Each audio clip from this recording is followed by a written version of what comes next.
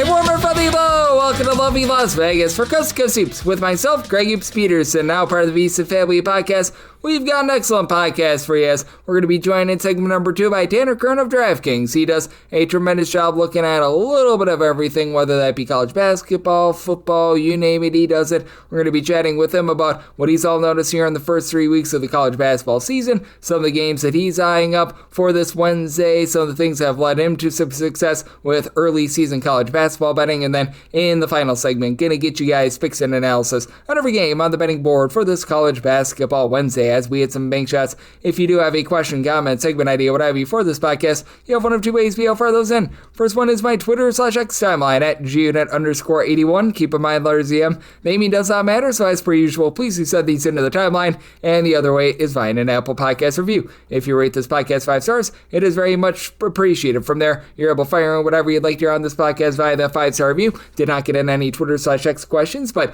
that said, everything is powered by Better. That is BETR over at Better. They're making sure that you're able to get in on some daily fantasy easier than ever before, because when you go to BETR.app and you type in the promo code of VSIMPOD, VSIMPOD, that gets you $10 free. All you need to do is take a look at a player, determine if they're going to go over or under their specific stat line, points, rebounds, what have you, and boom, you're all good to go. And we're all good to go to take a look back at what was a fun day of college basketball on Tuesday. Let's try to decipher it all, try to find some trends, and try to get to know these teams a little bit better. Games from yesterday is Greg buzzing about. Here is the rowdy recap. Now, some of the West Coast games I'm not going to be able to recap because some of these went into like midnight, so that's there's going to be a few games that get cut off, but this was a monster one. Tennessee, they get the job done against Houston by a count of 76-73. For Houston, they actually go 9-24 from 3. Gigson Fleming, star freshman, was able to give the team 25 points, but for Tennessee, they did a rock-solid job of getting Jacoby Gillespie going, as he had 22 points. He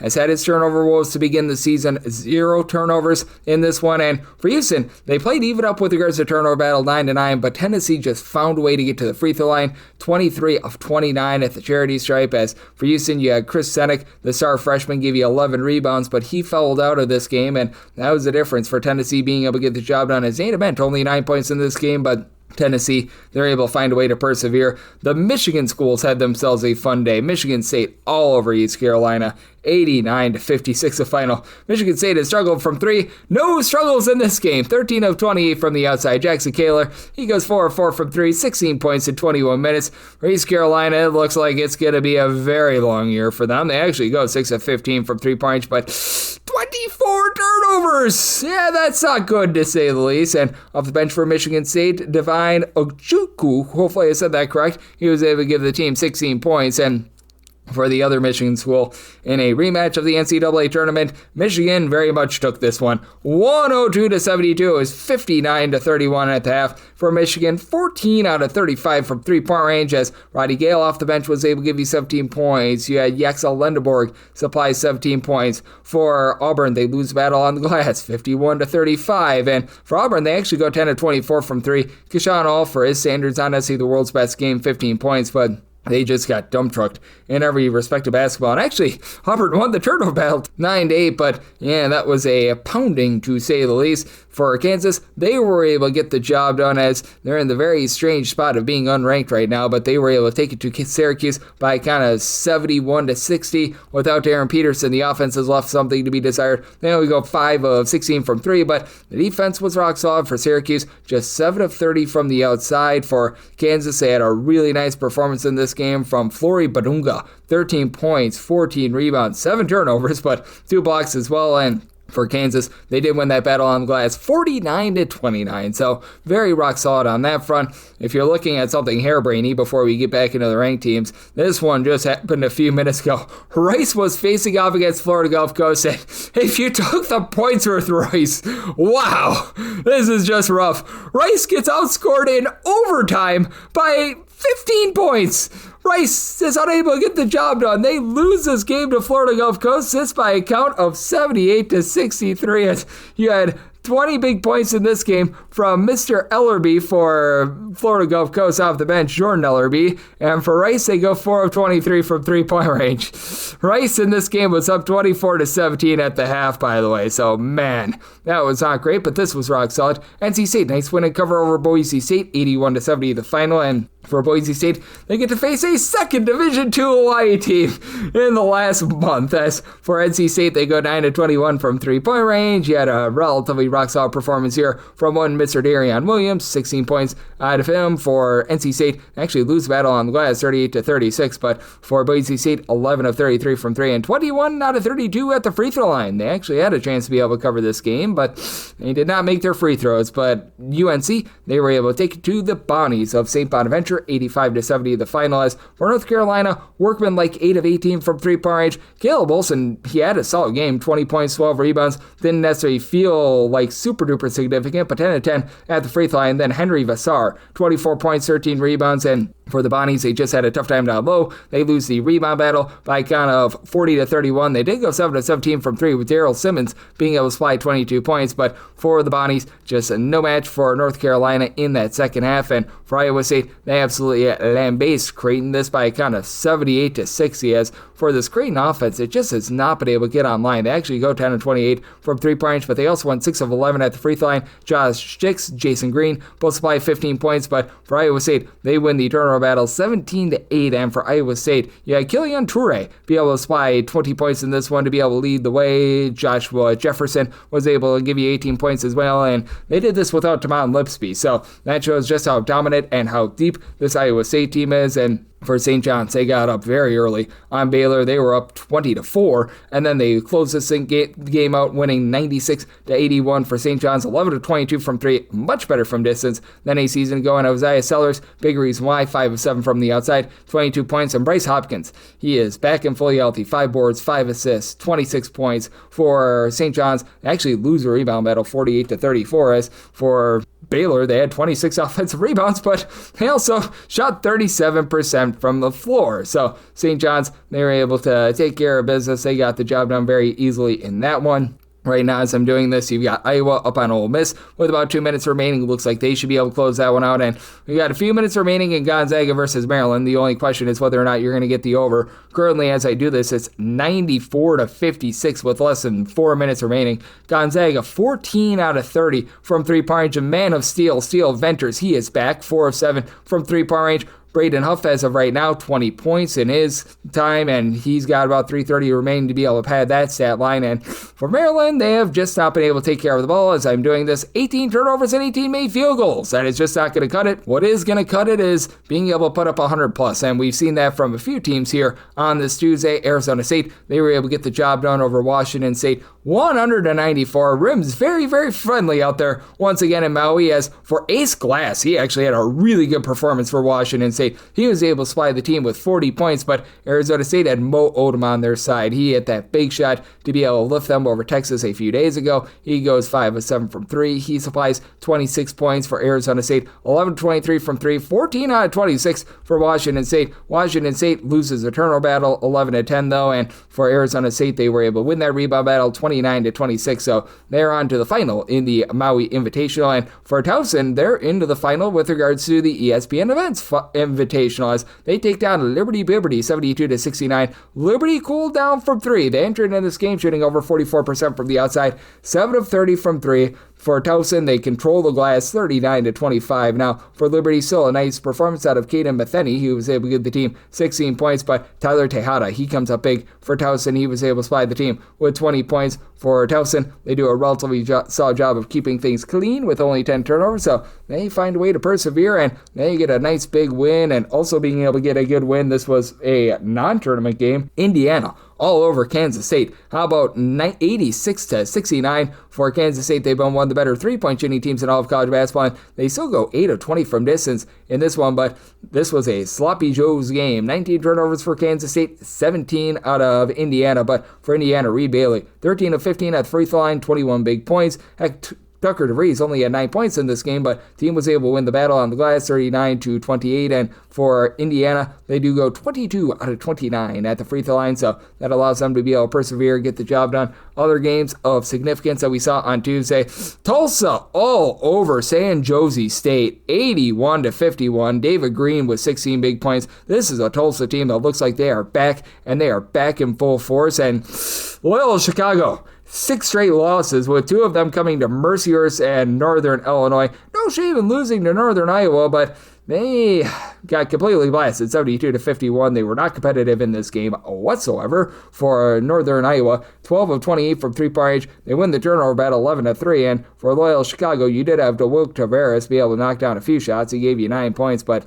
nobody scored in double figures for Loyola Chicago. And you have to think that Mr. Valentine's seat is getting a little bit warm out there in the lovely state of Illinois. So that was not great for them, to say the least. And this was very rock solid. Seton Hall, they hold in there against USC. They get the cover. Unable to get the job done. USC 83-81. They'll be in the Maui Invitational Final, but still great effort here from a Seton Hall team that little was expected of them. They shoot 56% from the floor. You got a good performance out of Adam Clark. 7 assists, 18 points, only 9 turnovers from Seton Hall. USC had 16 turnovers, but reason why they win this game, they go 31 out of 38 at the free throw line, as Ezra Usar was the man that was able to uplift them. 25 big points out of him. And for this USC team, they also went 6 of 12 from three-point range, so they did find a way in the end to be able to get the job done out there. And also being able to get the job done at the Ohio State University. How about 113-60 over Mount St. Mary's? That's not what the Mount was looking for. As for Ohio State, they went 15 of 31 from three-point range. They shot 64% from the floor.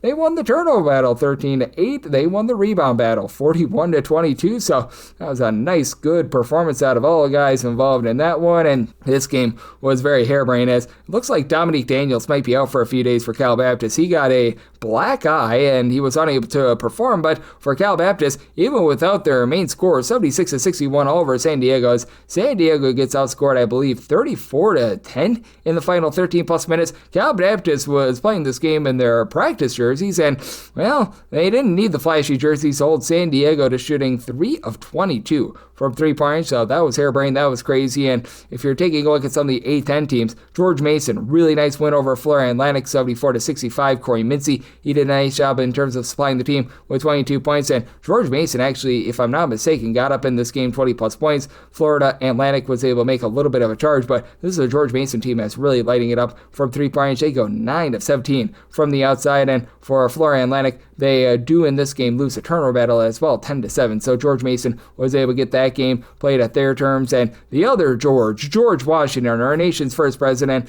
they were in a nip and tuck spot, just unable to pull it out in a high-scoring expose against Murray State, 96-95. The final, this was some good, clean family fun, as Javon Jackson supplied Murray State with 24 points. And for George Washington, Rafael Castro, double-double, 26 points, 11 boards. He throws in there 4 assists. And for George Washington, they go 7 of 19 from three-point range, but Murray State finds a way to pull this game out as they won the rebound battle by a count of 40-30, with having Fred King be the king of being able to grab boards in this game. 10 points, 9 rebounds out of him. And then Texas A&M, unable to cover north of 40 against Mississippi Valley State, but 120-84 the final. So if you had the over, that got there very easily. And Michael James, looking like a real player for Mississippi Valley State. He helped them get the cover. He was able to spy 32 points. And for Texas A&M, 16 out of 34 from three-point range. You had 7 different guys give you at least 9 points, so the wealth was very much being distributed around there. And then you saw this game be a little bit closer than a lot of people thought. Nebraska, 80-73. They get the job done against Winthrop, with Rink Mass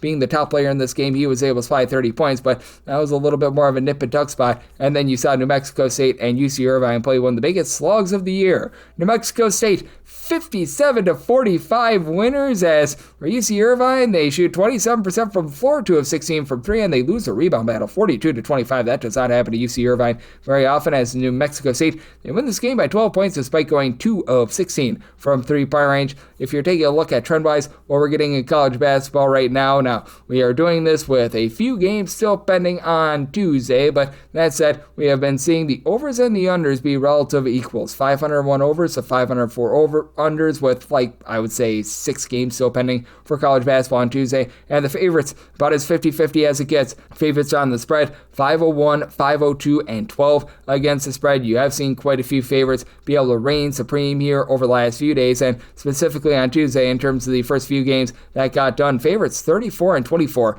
on the spread, with the under going 31-26, and I believe that we had in there one push as well. So that's what we're seeing in college basketball trend-wise, and that's what we all got on Tuesday. Coming up next, how about if we do chat about the games that we're getting for Wednesday, and just taking a look at the season right now with Tanner Kern. He does great work over at DraftKings, and he's joining me next right here on Coast to Coast Hoops with myself, Greg Peterson, now a part of the VC Family Podcast.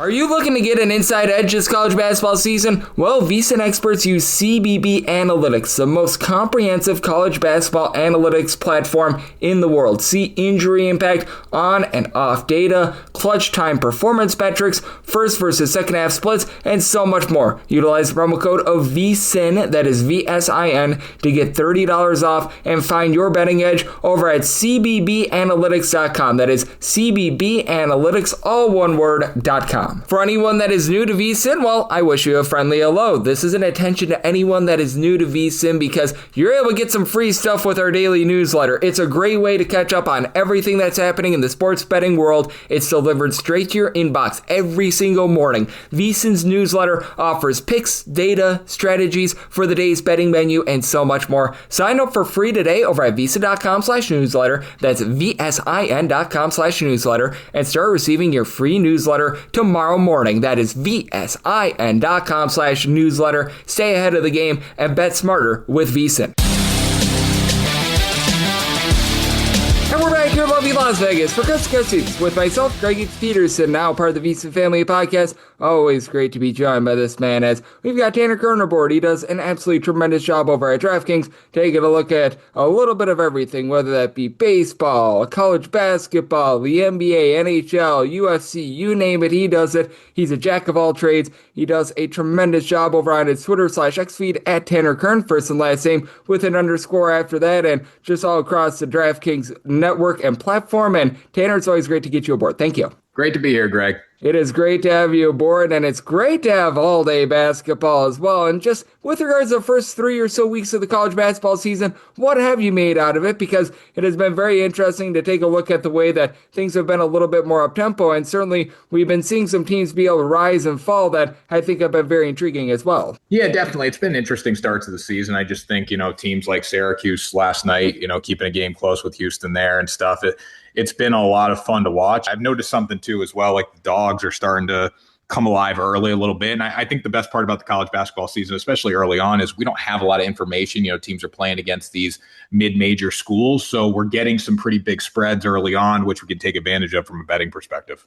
Absolutely. And something I've been noticing as well is that it feels like these teams have just not been able to keep a lead here over the last few days. Is that something that you've been noticing as well with regards to the tournaments? Because it feels like we get a lot of high drama, and right when you think a team is out of it, they claw their way back in. Yeah, I mean, one game that stands out to me, at least in the past couple of days, is just St. John. St. John, really nice comeback. Unfortunately, they couldn't get the win against Iowa State, but, early they fall back behind. And, something to note, too, just from a betting perspective, we're getting a lot of really good first half numbers when these teams fall behind. St. John's the other day in the first half, plus 8.5. They were down 8 at the time, a few minutes to go, and they end up coming back, going on a 10-0 run, actually winning the first half, and you could have bet that for plus 770. So there's just a lot of spots, I think, to bet really good teams early that are falling behind.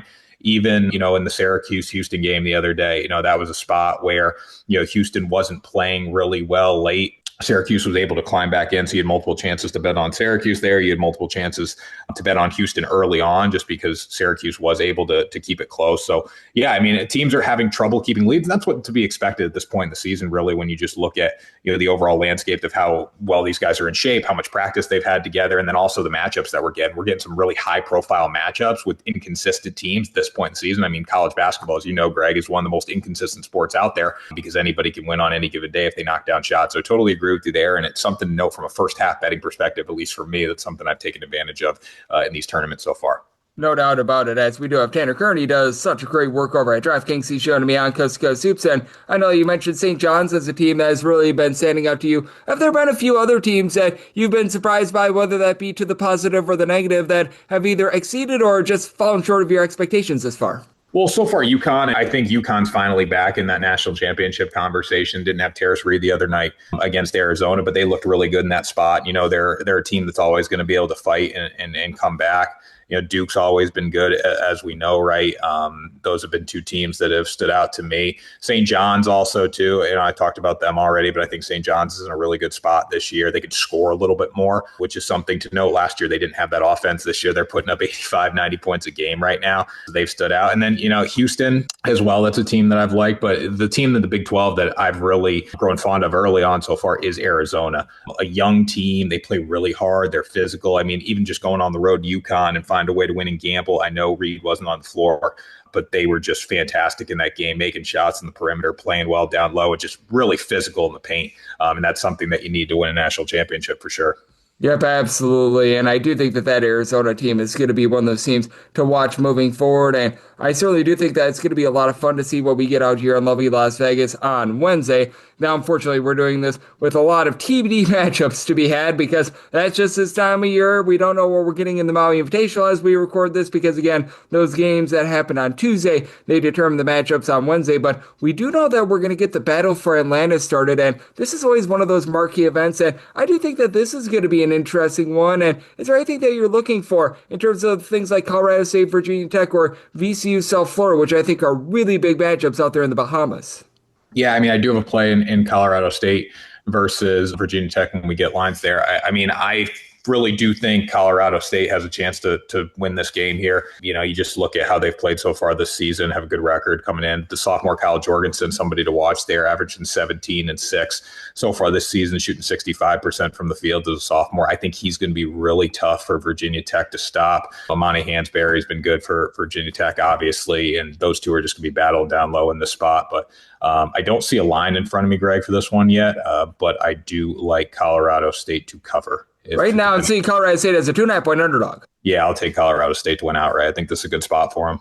Yep, absolutely. And Colorado State actually second in the country in terms of points scored on a per possession basis. And then really the team that I think a lot of people think are the team to beat in this event is Vanderbilt. They're going to be facing off against Western Kentucky as 19-point favorites, but I think they're an intriguing team as well. I'm not sure if there's a few teams that are a little bit under the radar, maybe outside like the top 15, top 20 that you think can make some noise, but this is a Vanderbilt team that's really catching my attention, tops in the country in terms of points scored on a per possession basis. And I do feel like this is a little bit of a slept upon team and an event out there in the Bahamas where teams like Wichita State, St. Mary's, they're not catching the fanfare that they deserve. But I think that this is overall a really good field of teams that I think could really sneak up on people in December and beyond. Oh, definitely. You know, I kind of look at Vanderbilt basketball like Vanderbilt football right now. They're that middle tier in the SEC, obviously playing really good basketball, have a chance to beat anybody on any given day. But when you just look at the SEC overall right now, one of the best basketball conferences in America, and I never thought I'd be saying that. But, you know, Florida's fantastic. Alabama, tough loss for them the other night. But, you know, they continue to shoot the three, in Kentucky and Tennessee.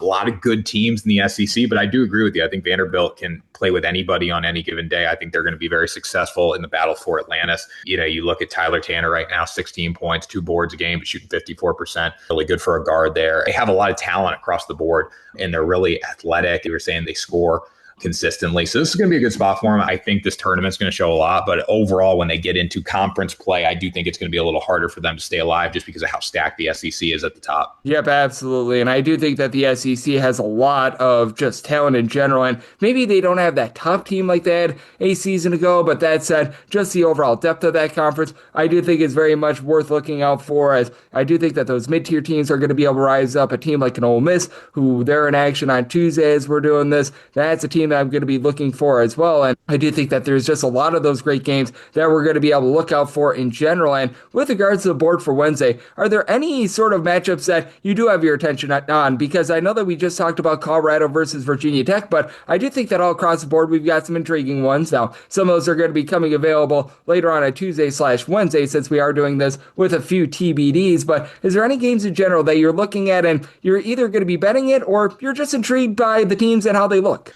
Well, Greg, definitely waiting for a lot of TBDs to come through here. But, interested to see what Kentucky looks like against Tennessee Tech. Early in the season, I like seeing what these really good competitive teams that have a chance to win a national title, do against inferior opponents. Do they put them away, or do they rise up and just cover these massive spreads that we're getting?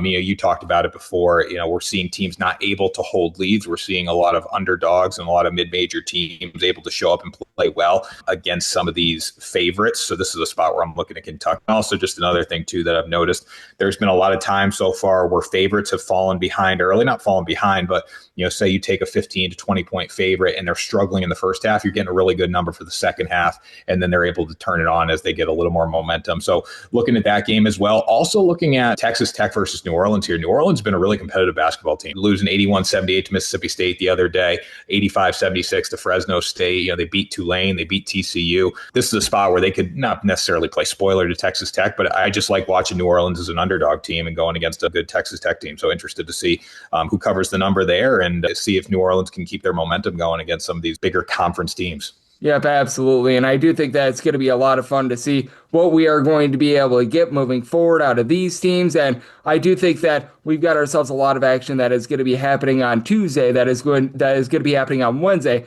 That is going to be a lot of fun. And Tanner, I know you're doing such an amazing job taking a look at this great game that we all know and love of college basketball. You're doing a little bit of everything over there at DraftKings, and I know that you're very much having your finger on the pulse of football, USC, basketball, and so much more. So let the good people at home know it's all on tap for you and how people are able to follow along on social media and other platforms. Yep. So you can find me every day on the DraftKings Sportsbook social channels, interviewing people and talking bets and all that. You can find me on my personals at Tanner Kern _ across the board. So just search Tanner Kern, you'll find it there. And then my podcast, talking a lot of NFL right now, but we'll transition into college basketball and the NBA as the football season ends. Ride the Line. You can get that on YouTube just by searching Ride the Line. Tuesdays and Fridays we post. Absolutely. And Tanner, he's doing such an amazing job. Take a look at this great game of basketball and so much more. And every single time he joins me, he learns such great insights. So big thanks to Tanner for joining me on Coast to Coast Hoops, part of the VSiN Family Podcast. And coming to Memphis, it is that time of the podcast to give you picks and analysis on every game on the betting board for this college basketball Wednesday as we hit some main shots.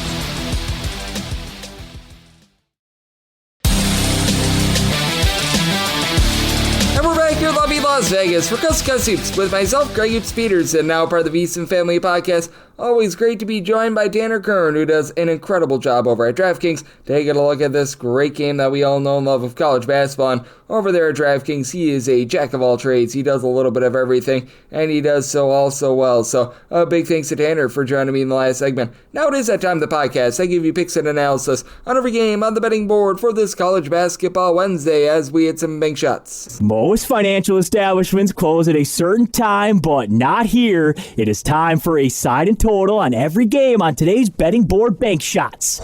Do note that as per usual, any changes that are made to these plays will be listed up on my Twitter/X feed at @GUnit_81, and we are going to be going in Las Vegas rotation order. And boy, Las Vegas rotation order makes no sense these next few days because you've got some games involving tournaments that are up top, you've got some of them that are at the bottom in order of tip time, and then you've got the extra games. So I've got the order of the games that these are in terms of the show notes, whether you're listening on Apple Podcasts, what have you. It's on the old Twitter/X at @GUnit_81 as well, because it's really hard to know what sort of order these guys are going in, and every single book lists these games in a completely different order as well. So they don't make my job easy here. So I go in Las Vegas rotation order. That's the only way I'm able to do a functional podcast. So we start with 707, 708 on the card. This is out there from Suncoast Credit Union Arena as you've got Bowling Green and VMI doing battle. VMI a 10.5 to an 11.5 point underdog. Total on this game between 150.5 to 151.5. I did set this line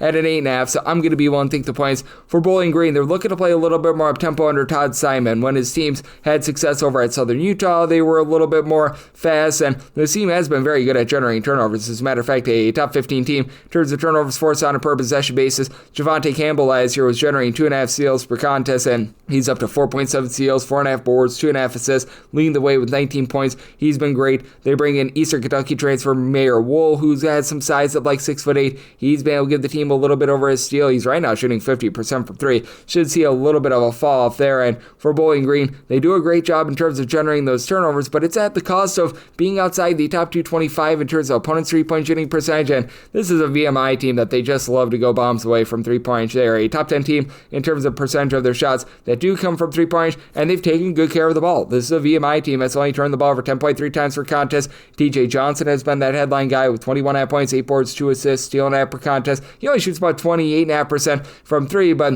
Mario Tatum has come in. He's been able to shoot 43.5% from 3 as a sixth man. Walker Andrews, 37.5% from the outside. Both of these guys give you between 12 and 13 points per game. Not going to have a lot down low in terms of offensive rebounding, but they're not allowing a lot of teams to be able to grab second and third chance, and you do have a nice facilitator, Tan Yizaglu. He's only giving you 7 points per game, but he generates 2 steals, 4 assists per contest. It's a VMI team that is probably going to be relatively mid-tempo this year, while Bowling Green, they're looking to push into the top 100 in terms of total possessions per game. They're right now hovering right around that borderline. In VMI, they did get a little bit slowed down in that game against Buffalo. It was playing super duper slow, so they're about 226th in terms of total possessions per game, but I do think that you get a little bit more of an up and down game. Set my total at a 150.5, 151.5, because my buy point on the under to go along with the points with VMI. 709, 710 on the betting board. This is from Pittsburgh. Robert Morris and Illinois Chicago do battle. Robert Morris, a 1 to 1.5 point favorite total on this game, between 145.5 to a 146.5, and despite this being in the home city of Robert Morris, I set Illinois Chicago as a 2.5 point favorite. I'm going to be willing to take a shot on them pretty much outright on the money line. You've got a Robert Morris team that just has really struggled with losing so many of the backcourt pieces from a season ago. They do have one main holdover. He's done a nice job. Give this team double figures in Ryan Prather, about 11 points, 4.5 boards, and he's been having to take a little bit more ownership of the offense. He and Elber Vargas have been able to combine for about 7 to 7.5 assists per game. This team is still rock solid down low, despite the fact that you lose Alvaro Falguerias. You're bringing Deshaun Good, who has been good from IU Indy, 11 points, 8.5 rebounds per game, and then the North Carolina A&T transfer, Nicolas Chatakulis, he's been able to give you 7.5 boards per contest. So Robert Morris has been a top 50 team in terms of offensive rebound percentage, but they're shooting just 30% from 3-pointers. They're really struggling to get to the free throw line as well, all while being outside the top 300 in terms of ball security. And this is an Illinois Chicago team that has been able to do a relatively solid job in terms of that perimeter defense. They're allowing teams to shoot less than 30% from 3. To think that that'll be going northward a little bit, but also been a top 75 team in terms of turnovers forced on a per possession basis. They've had their own struggles on offense, being outside the top 150 in terms of points scored on a per possession basis, but you're bringing in Mekhi Lowry from Towson, who is a nice do-it-all sort of player there, 9.5 points, 7.5 boards per contest. Ahmad Henderson, he's one of the head of the Saints in the backcourt, 3 assists, 17 points per game, and then you've been able to have Andy Johnson come in and give this team some nice pop from the outside, shooting 42% from 3, 91% the free throw line. It is a team that in Illinois, Chicago, if this is a nip and tuck spot, they're shooting as a collective 79.7% at the free throw line, so they've been able to do a great job with that regard. I do think that for this Illinois Chicago team, even though they've been sloppy with the ball, they are turning the ball over 15 times per game. They win that turnover battle, can have a little bit of a tough time down low. You've got Jace Nathaniel, who's been able to give you about 4 boards per contest at 6'9", but they're looking to play a little bit more positionless basketball. But even though I do think that they lose the battle down low, I do think that they get the job done here. I like Illinois Chicago on the money line, and I did set a total of a 148.5. You do have a Robert Morris team that they played at a brisk pace last year, not necessarily super duper up tempo, but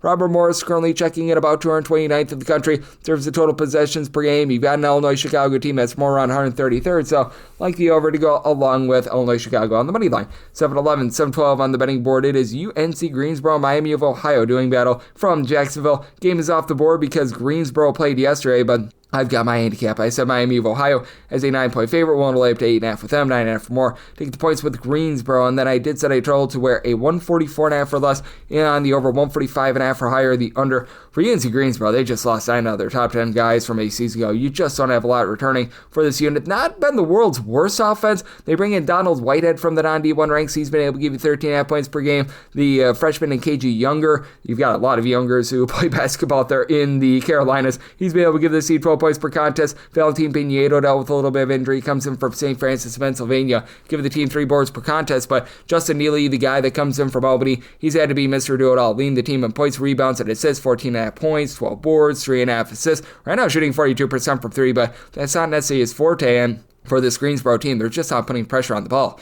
Right now, their perimeter defense has been very spotty, to say the least. They're allowing teams to shoot over 38% per 3. They're only generating 9 turnovers per contest, and guess what Miami of Ohio does? They shoot it really well from 3. They were a top 35 team in all of college basketball in terms of 3-point shooting percentage last year. Right now, shooting 44.6% from 3 this year. Should see that go downward a little bit, but Evan Apsaro has been able to give you 14 points. He's not necessarily a main 3-point shooter, but he's a facilitator, giving you 4 assists per game to allow some like Brent Byers, who shot over 40% from 3, to get those open looks. He's been able to give the team 14 points. Peter Suter, coming off of averaging double figures last year, 12.5 points, 3 assists. Right now shooting 66% from 3. Again, that should be going downward, but I do like the fact that they brought in the Bradley 6'8" wing player in Almar Atlason. He brings a little bit of versatility to the table, a career 41% 3-point shooter. He's been able to supply the team with 10 points per game. It's Miami of Ohio team that isn't great down low, but Antoine Woolfolk has been able to help in terms of not allowing opponents to be able to grab second and third chances as well. And Miami of Ohio, top 150 team in terms of turnovers for us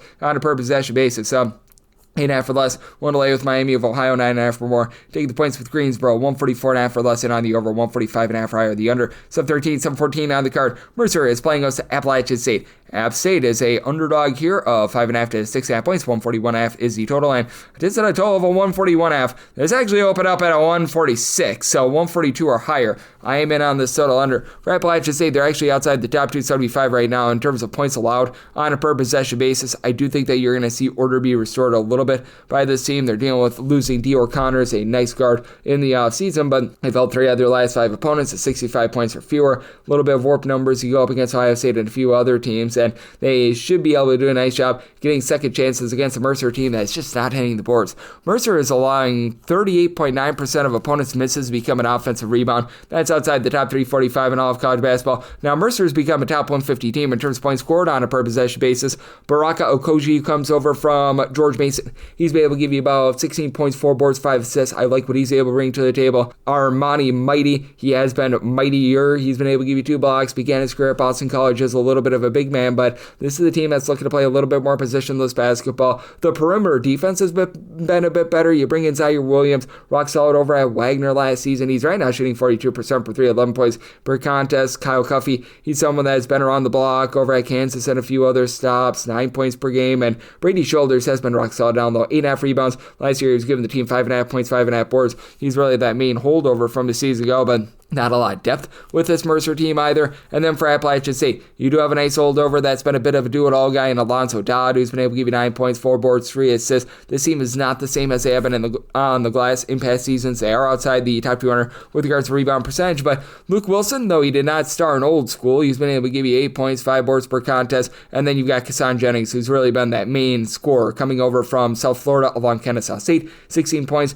2.5 assists. It's an App State team that they're only shooting about 31% from 3, but I do think that they're going to do a solid job down low against a Mercer team that's allowing a lot of second and third chances, and that keeps, in my opinion, Appalachian State lively in this game. Set my line at a 1.5. I'm going to be willing to take the points with App State, and with regards to total, 142 or higher in on the under. 715, 716 on the board. We've got Florida National, and they're going to be playing us to Omaha. This is a game that's off the board because you had Omaha play yesterday, but I set my handicap of Florida National being a 2-point favorite. I'm willing to lay up to 1.5 with FIU, 2.5 or more. Take the points with Omaha. Set a total to where a 155.5 or less. I'm in on the over, 156.5 or higher, the under. It is an Omaha team that's been looking to fly just a little bit more this season, not necessarily playing at warp speed or anything like that, but they're about 93rd in the country in terms of total possessions per game. Florida National, always a team that's looking to gun it. They're in the top 65 in terms of total possessions per game, and the hallmark of Florida National is generating turnovers.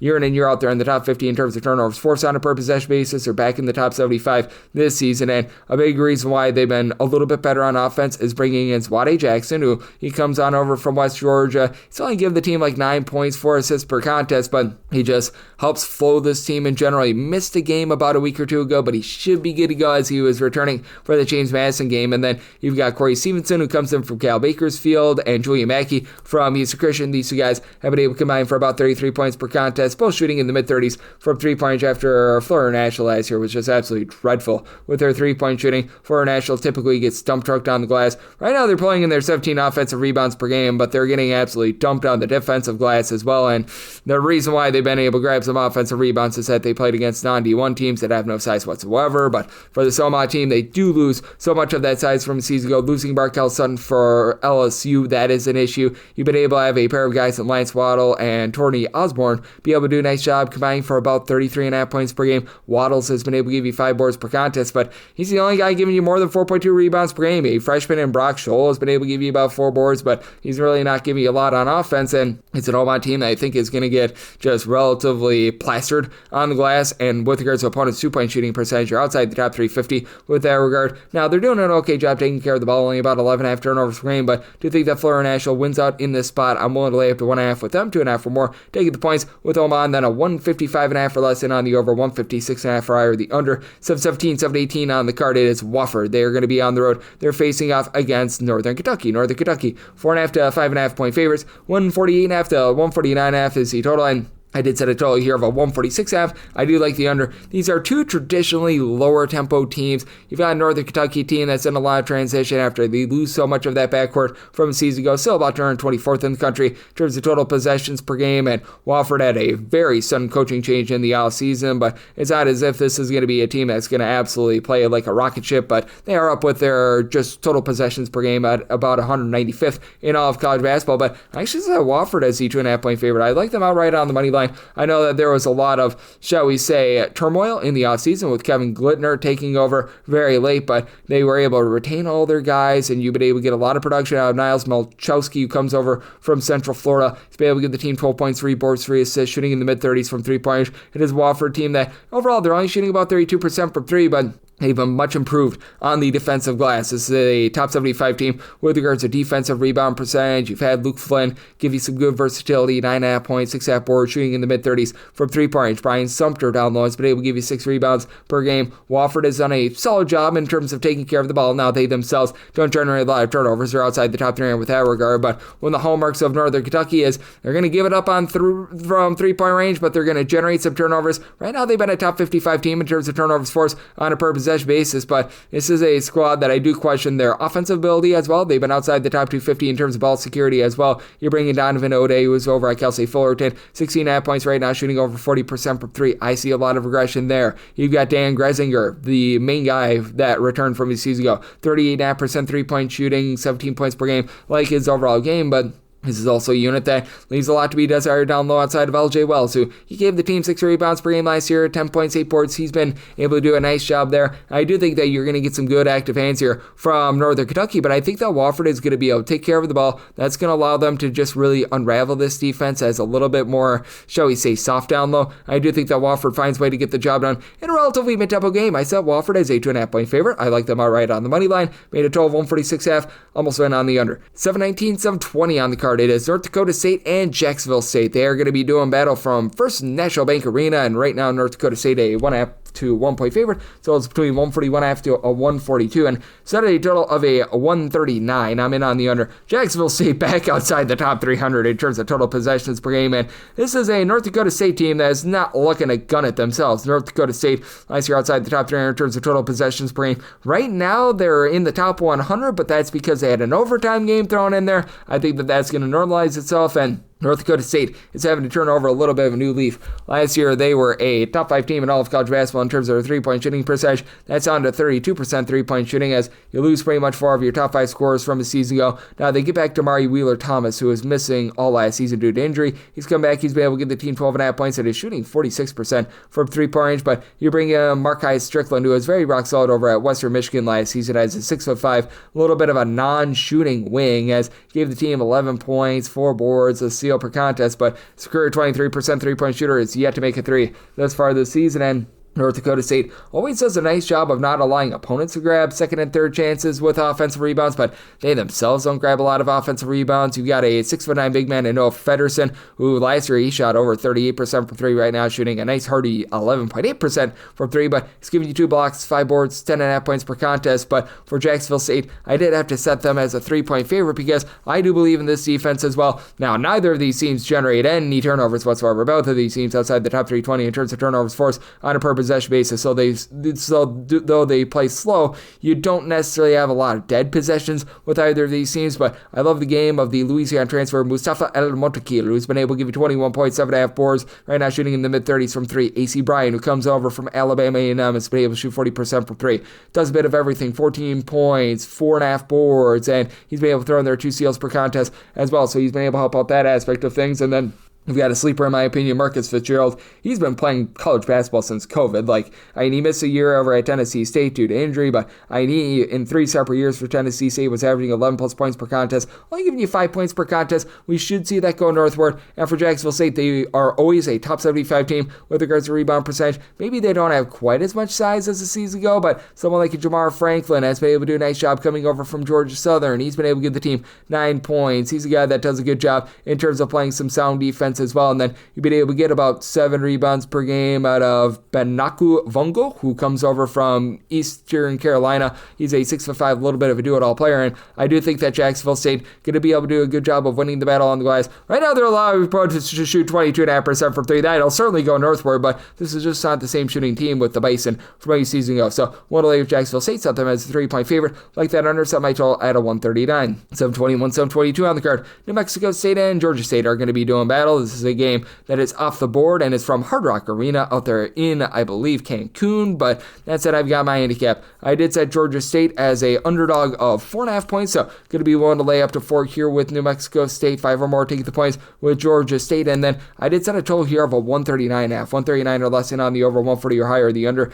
Georgia State should see some positivity after they shot under 30% from the floor yesterday, but certainly this is an offense that's in a little bit of disarray. They've been outside the top 275 in terms of ball security, but they do return some nice pieces from a season ago, so I'm banking on them being able to give a little bit more of a clean performance than what we saw yesterday when just things did not go right for them against Samford. But that said, you do have a guy that I really do like in Malachi Brown. For Brown, he's been able to do a nice job giving the team right around about 10 points, 3 assists per contest. Again, needs to clean up the turnovers a little bit, but this is also a Georgia State team that is improving a little bit down low. You've got Jonah Chappell at 6'8", able to supply this team with 7 boards, about 9 points per contest. On the flip side, though, you've got a New Mexico State team that was one of the better rebound rate teams in all of college basketball last season. They did lose quite a few guys from that team, but that said, with New Mexico State, they should still be pretty sturdy on the glass, as you've been able to get 12.9 boards per contest out of Julius Mims, who comes over from Idaho. Sierra Malonga has 6'11" size. He should be able to give you a little bit of rough and tumble, and I do think that they've got the best scorer in this game in Jamel Jones. He was over at Cal State Bakersfield last season, beat me for the Roadrunners.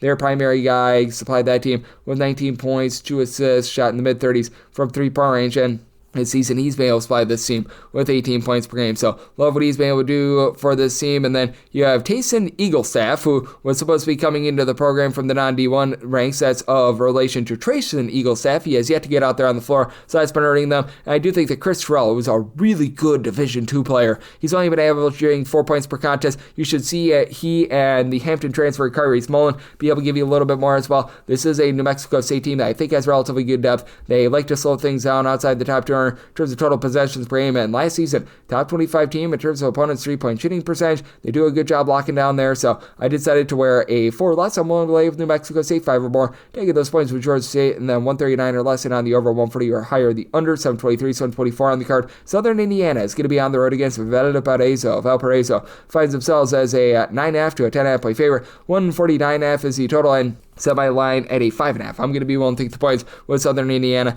I mean, maybe it's just me, but I'm not too impressed with Valparaiso. Now, And it says Southern Indiana have let me down a few times this far this season, and I am starting to lower my opinion of them as well. But I still do like the fact that they brought in Trey Thomas in the offseason, a 16-point per game score over at Bethune-Cookman. It is a Southern Indiana team that's been a top 175 team in terms of turnovers forced on a per possession basis. They've just really struggled from three. They're shooting 28.5% from the outside. They've lost a lot of their main three-point shooters like Jamarian Randall and company in the offseason, but I do think that there's some upside with Ismail Habib. He was the main facilitator over at Portland State 2 seasons ago. The last year was dealing with injury. He's been able to give you about 3 assists, 18 points per contest. You don't necessarily have as much down low. Stephen Olawani transferring out, but Toulouse Samuels has been able to give you about 7 rebounds per game. So I do think that for this bunch, you're going to be able to hold up okay on the glass. They've been grabbing some offensive rebounds for themselves, have been outside the top 275 in terms of their defensive rebounding, but it's not as if this is a Valparaiso team that is necessarily completely batting down the hatches with regards to rebounding outside the top 150.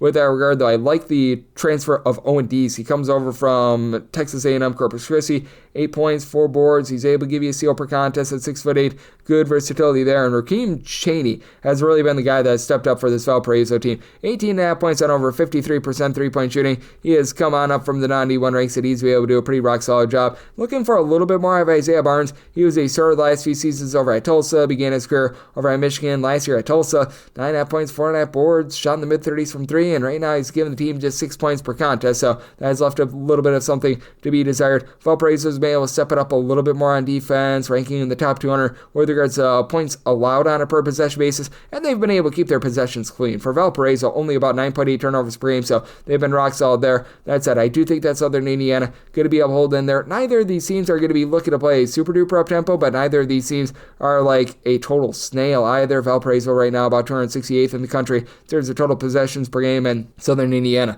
they're right now 22nd. That's a byproduct of the competition that they've been playing. So I did set a total of a 147.5 here. I'm going to be one take those points with Southern Indiana, and I'm going to be in on the under 725, 726 on the card. It is Harvard. They're on the road against Boston College. Boston College a 6.5 to a 7.5 point favorite. 138.5 to a 139.5 is the total, and I'm going to be one take shorter here on Harvard. I set them as a 1.5 point underdog. Harvard returned their top 3 scorers from a season ago, and they've been really good on the road with their defense. Top 55 team in terms of points scored on a per possession basis in a road or neutral court setting. For Harvard, it's been all about getting Chandler Peaky to be the versatile guy that he has. 15 points, 4 boards, 4 assists, and then the other 2 main guys that returned from a season ago, Robert Hidd and Thomas Beatties. They've been able to combine for about 27 points per game. Beatties is right now shooting 65% from 3. That'll be going downward a little bit, and yeah, this is a Harvard team that's not going to be the world's greatest in generating second and third chances outside the top 350 with regards to offensive rebound percentage, but they're not allowing opponents to grab second and third chances as offensive rebounds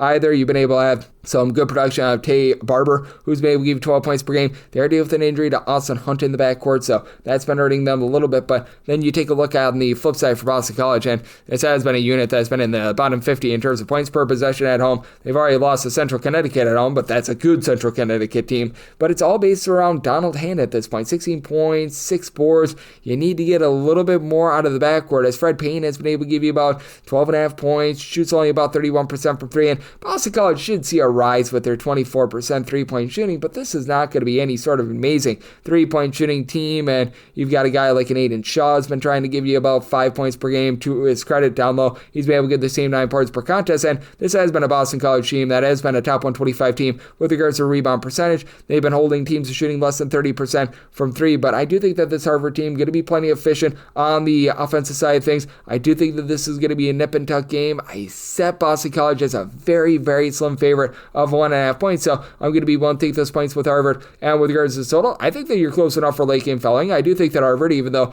they're outside the top 275 in terms of total possessions per game, they do enough to be able to get you over. So I might total 141.5. I like the over, and I do like the points in this ordeal with Harvard 727, 728 on the card. Or Roberts is going to be playing against Rice. We give our to Lane Kiffin. Go Owls. This is a game that is presently off the board. This is going to be from the great state of Florida, but I've got my handicap. I did set Rice as a 2-point favorite. I'm going to be willing to lay up to 1.5 with them, 2.5 for more. Take the points with Oral Roberts, and then set a total to where a 153.5 or less. I'm in on the over, 154.5 for higher, the under. Made the total a little bit lower than normal with these teams playing in 3 games in 3 days. And for Oral Roberts, it's been a little bit up and down. They've got a lot of great size around the perimeter. You're bringing yet 2 Yamanachi Williams, who I remember 2 years ago when he was over at Portland, small sample size of like 13 games, but he was giving that team 8 points, 4 boards at 6'10", shot in the mid-30s from 3-point range, and they've really been able to build around the Youngstown straight transfer in Ty Harper, who's been able to give you 16 points per game. It is a bunch that has been able to do a relatively okay job of being able to pull in their second and third chances, but for this Oral Roberts team, the big thing is they need to do a little bit of a better job with regards to just taking care of the ball. They've been turning the ball over 15 times per contest, and on the flip side, you've got a Rice unit that has been doing a much better job in terms of taking care of the ball. Last year, they were outside the top 3 in terms of ball security, but you bring back Trey Bordeaux and Jalen Smith from a season ago. Smith has been in the Rob Lanier system so long he was over at SMU with them. These 2 guys entered into the day on Tuesday, combining for about 26 points per game. Both give you 2.5 assists per contest. It's a Rice squad that has been able to do a nice job in terms of grabbing offensive rebounds as well. Top 80 unit in terms of percentage of missed shots that result in an offensive rebound, with Andrew Akuchi being able to give you 4.5 boards per contest. Jimmy Oldakun has been able to throw in there about 5.5 rebounds per game. And then Nick Anderson has really been the top scorer, coming over from Prairie View, where he had a small sample size last year of 12 games, but in those 12 games, he was averaging 19 points, shot in the mid-30s from 3-point range, and that is translated to this Rice team being a much better offense. Now, Rice is a little bit more of a mid-tempo team. Oral Roberts is looking to be a top 100 team with regards to total possessions per game. Again, I do think that things are going to be slowing down a little bit more, just given that both of these teams played yesterday, but I do think that in the end, Rice does find a way to be able to get the job done against an Oral Roberts team that I think has quite a bit of good size. They're under the tutelage now of Corey Barnett, who was one of the main assistants over at West Virginia 8 seasons ago. So 1.5 for less, 1 to lay with Rice, 2.5 for more to get those points with Oral Roberts, and then 153.5 for less, and on the over, 154.5 for higher, the under, so 29, so 30 on the card. Sam Amford is going to be playing against Utah Valley. This is out there from Hard Rock Arena in Cancun, and I set my handicap. I set Utah Valley as a 4.5 point favorite, going to be 1 to lay up to 4 with them, 5 or more, taking those points with Samford, and then 152 or less, and on the over, 153 or higher, the under for Samford. They've done a great job taking care of the ball. They've been a top 75 unit in terms of fewest turnovers on a per possession basis, and they've got some good rebounding as well. Dylan Faulkner comes over with Lenny Acuff from Lipscomb, 13.5 points, 5.5 boards, and you don't necessarily have that one alpha dog rebounder with Faulkner right now leading the way, but you've got 5 separate guys entering into Tuesday that were giving the team at least 4 rebounds per game. They did play yesterday, and they got the job done against Georgia State, but you've got a guy like a Jackson Pollard who was in that Queens NC system at 6'7". He gives you a little bit of versatility. He pulls in there 5 boards, able to pop it from 3. Jaden Booth has really been the top scorer for this team, as right now he's been able to supply the team over 20 points per contest, and he's shooting a well from 3-point range. On the other end, you do have a Utah Valley team that entered in the day yesterday outside the top 250 in terms of points allowed on a per possession basis. That's just a product of a bad sample size. This is always a team that they rank in the top 100, and they restored some order against South Dakota State yesterday. And I do like the fact that you've got versatility with Jackson Holcomb, Tyler Hendricks, pair of guys that entered in that game about 29 points per game, and Holcomb is doing it all. 3.5 assists, 8 rebounds per game, and even though Utah Valley lost a lot of their main pieces from a season ago, Hayden Welling, the lesser of the 2 Welling brothers, he's still able to give you a block down low, does a good job in terms of giving you some boards. And then Trayvon Leonard, he last year only gave the team about 6 points per game, but was a good facilitator, 4.5 to 5 assists per game. He's been doing a lot of that this season as well, and I do think that Braden Housley has some upside as well. Guy that began his career over at Southern Utah, has bounced around the block a little bit when he was over at Southern Utah 2 seasons ago. 3.5 assists, 11 points, 3.5 rebounds at right around about 6'4". So I do think that Utah Valley has a little bit of a leg up here. It's a Utah Valley team that typically is a little bit more of a mid-tempo team, and I do think that the Lenny Acuff system is going to have the Samford team playing a little bit more up-tempo. And again, it is a Utah Valley team that, though I do think that the defense is going to pick it up a little bit. They have been struggling a little bit with that regard. Set a total where 152 or less, and on the over 153 or higher, the under. Utah Valley, it made a 4-point favorite, 4.5 point favorite, so 1 lay up to 4 with them, 5 or more, taking those points with Samford. 731, 732 on the card. Northern Colorado is on the road against Air Force, and Air Force does find themselves as a home underdog of 4 to 4.5 points. So it's between 144.5 to a 145.5. made my line a 6.5. I'm going to be willing to lay it with Northern Colorado. Northern Colorado just year in and year out does not allow teams to be able to grab second chances. As for Northern Colorado, top 20 team in terms of defensive rebound percentage last season, and I do think that they are going to cool off a little bit with the fact that they've been able to be a top 25 team with regards to their two-point shooting percentage, but they're always good with that regard as well. And right now you've got Zach Block along Brock Wisney doing a really nice job off the ball. They're combined for 5 assists, 28.5 points per game, as Quinn Denker, who comes over from Idaho, he's taking over that main point guard role. 18 points, 6.5 assists, and he has been turning the ball over about 2.8 times per contest, but finding a lot of guys for good open threes. Not necessarily a team with a ton of depth. Vincent Delano, who comes over from Portland, has been able to give you about 7 points per contest, but this has been a team that's been able to hold up really well on the defensive side. Things teams are shooting just 25% from 3 against them. Again, should see a little bit of regression there, and to the credit of Air Force, after an 0-4 start, they've been able to pick it up a little bit, but man, this is a team that's outside the top 330 in terms of ball security. They're turning the ball over 16 times per game, despite being outside the top 200 in terms of total possessions per game. That even with playing against IUND, which that's pretty incredible. And you have a 7-footer in Wesley Chalkowski, who last year he grabbed for the team 2 rebounds per game. He's giving you 3.4 rebounds per game. This is a team that does not do a great job down low. Right now for Air Force, they're a little bit more respectable with their rebounding. Again, that's a little bit warped by the fact that they play against an IUND team that plays at just that really, really strange style. But that said, they're also, Air Force is shooting 63.5% at the free throw line. You've had Lucas Hobbin come in and give this team 13 points per game. He's been able to shoot 38% from 3, and Eli Robinson has actually shot 54.5% from the outside. He's supplying the team right now, 7 boards, 3 assists, 12.5 points per game. He's been pretty rock solid after he got injured last season, but that said, with his Air Force team, just a team that year in and year out has a tough time down low. Right now, I do think that Northern Colorado is going to do a solid job of taking it to them. And for Northern Colorado, this is a team that's going to be pretty content to play a little bit more of a slow style, as that's typically what Air Force does. And Northern Colorado, they themselves 13th in the country in terms of total possessions per game. Again, I do think that that's a little bit of a warped number for them. They typically play fast, but I think that this is a little bit of a byproduct of some of the teams that they played against. I do think that that should be slowing down a bit more moving forward. So to set a total of 140.5, like the under, and I'm going to be willing to lay up to 6 here of Northern Colorado. Some 33, some 34 on the card. It is Idaho State and Sam I Am Houston, and they're going to be playing from Idaho Central Arena. And right now with Sam Houston State, they're a 2.5 point favorite. Total on this game 143.5 to 144.5. Set Sam Houston as a 1.5 point favorite. I'm going to be willing to take the points with Idaho State, though this is a neutral court game, obviously. With this game out there in the great state of Idaho, that helps out the Bengals a little bit. And for Idaho State, last year they were one of the best rebound rate teams in all of college basketball. You figured with losing a lot of guys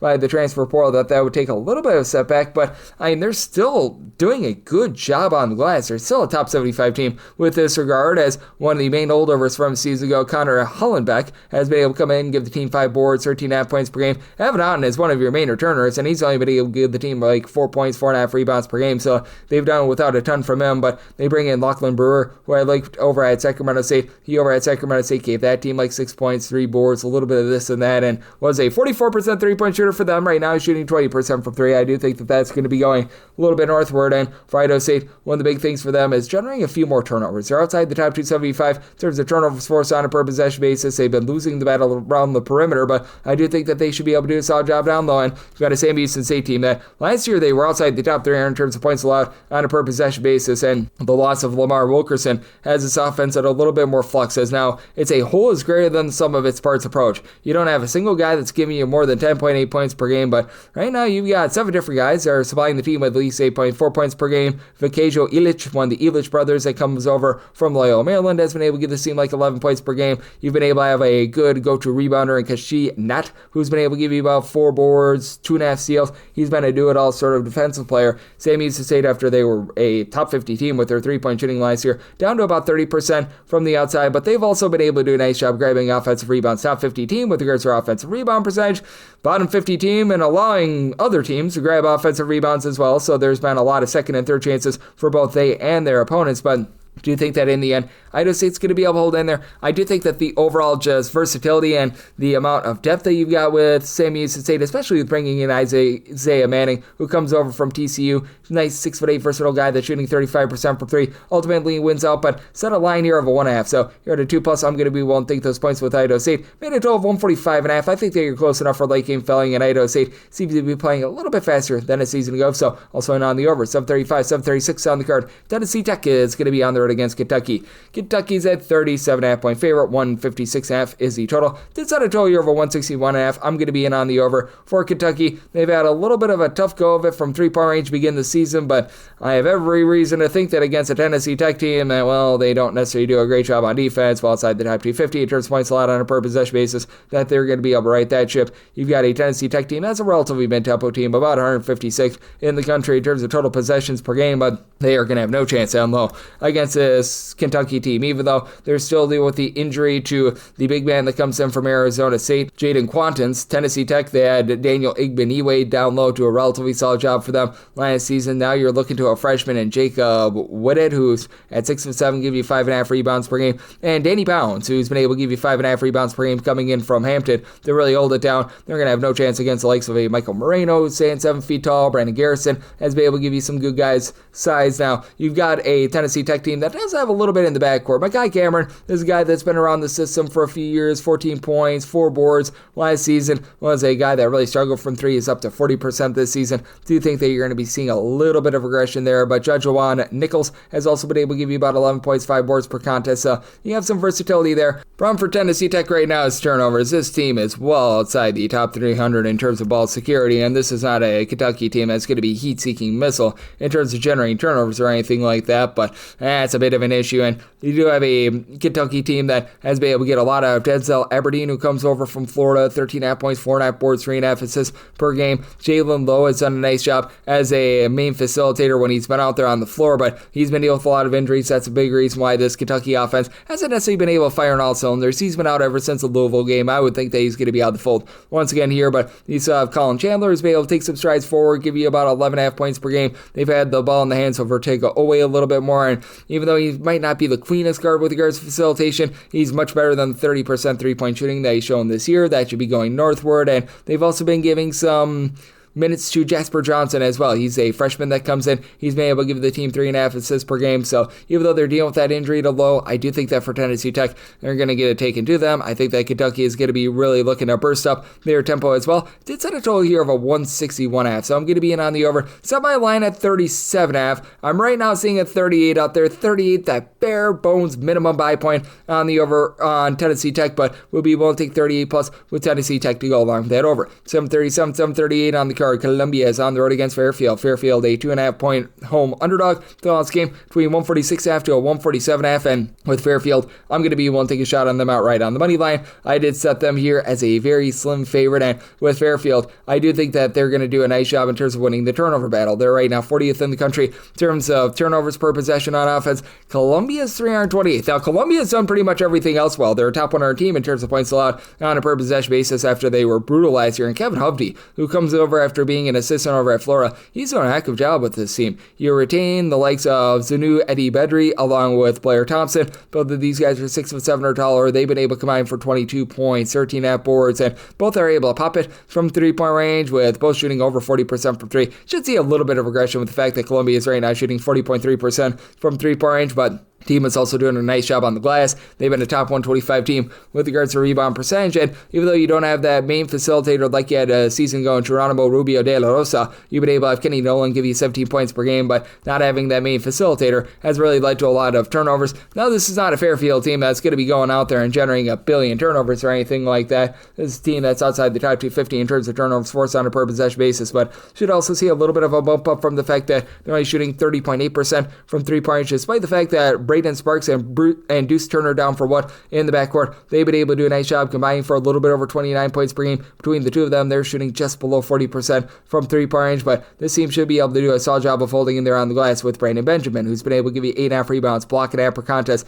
down low. I do think that we're going to get a little bit more moving forward out of Cam Esteves. He comes in from Rhode Island, where he was actually a relatively solid contributor over at Rhode Island 2 seasons ago. He was averaging 7 points, shot over 40% from 3. So he played in 4 games. He started in 3 of them, and he's averaged 2 points per contest. So that's not necessarily been great to say the least, but Declan Wuchim-Fenning has been able to do a nice job, give you 11 points, 7 boards per contest. So you've got some nice versatility there. This is a bunch that has been relatively solid in terms of opponents' 2-point and 3-point shooting percentage, right around the 200s with that regard on both sides. But I do think that just being able to take care of the ball and a little bit of positivity coming for this team with regards to their shooting is going to be enough to be able to get the job done against this new look Columbia team. So I did set Fairfield as a favorite of 3.5 points. points. I like them on the money line. Set a total here of a 145.5. Both of these teams, I think, are going to be content to play a little bit more controlled this season, with Columbia right now in terms of total possessions per game. They're checking in about 312th in all of college basketball. I think that goes up a little bit, but still not fast. Fairfield more around 161st, so like the under, and Fairfield on the money line. 739, 740 on the card. It is Fresno State and Pepperdine. They're going to be doing battle on a neutral court out there in California. Fresno State a 2 to a 2.5 point favorite, and your total on this game, it is between 148.5 to a 149.5.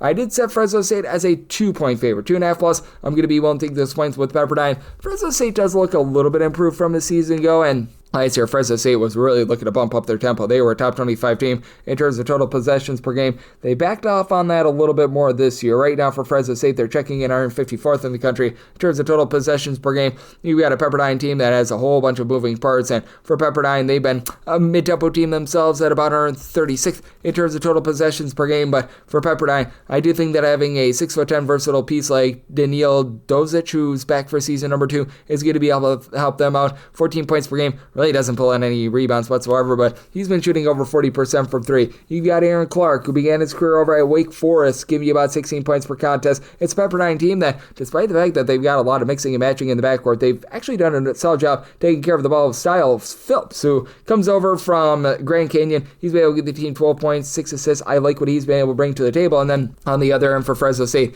this has been a team that ever since you have seen Vance Wahlberg take over, they've just been really sloppy with the ball. Once again, about 14.5 turnovers per game. Now top 125 team in terms of turnovers created on defense on a per possession basis. Jake Heidbreder, who began his career over at Air Force, saw some minutes at Clemson a few seasons ago. He's been your main guard, 19 points, 2.5 assists per game, shooting in the mid-30s from 3. This is still a team that lacks a little bit of luster with their 3-point shooting. They are shooting its collective about 33% from the outside, but you bring back Zayon Collins from seasons ago. He's been doing it all for the team, 5 boards, 5 assists, 15.5 points per contest, so that's been pretty rock solid. They do lose a little bit of size down low, but you still have some nice mixing and shaking down low, with being able to get about 5.5 rebounds and 5.5 points out of Wilson Jaquez as well. And then Cameron Foz, who comes over from UMKC at 6'6", he gives you like 5 points, a little bit of versatility. That said, they have yet to really get anything out of David Douglas, the transfer from UW Green Bay, and it just still seems like a little bit of a broken team that really is going to be looking to run. And do you think that this is going to be close enough for late game following? Pepperdine, they've been bumping up their tempo, so I set a total of 156.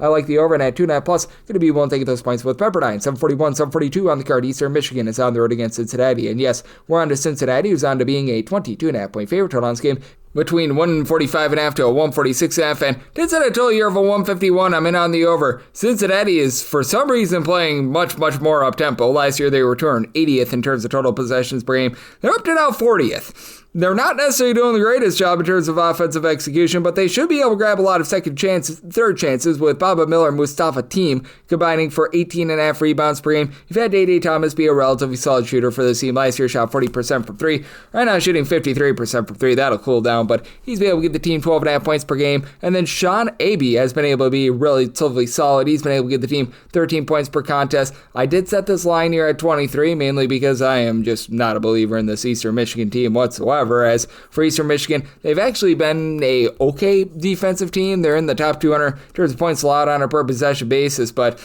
I look at this roster and you're really having a shortage in terms of just being able to take care of the ball, as you've got a guy who comes over from Central Florida, Mohammed Habab, who's been able to give you 15 points, 10.5 boards, 3.5 assists. He's been really their do-it-all guy. They did bring in compound transfers from Northwestern State, John Sanders, along with Edison Patterson.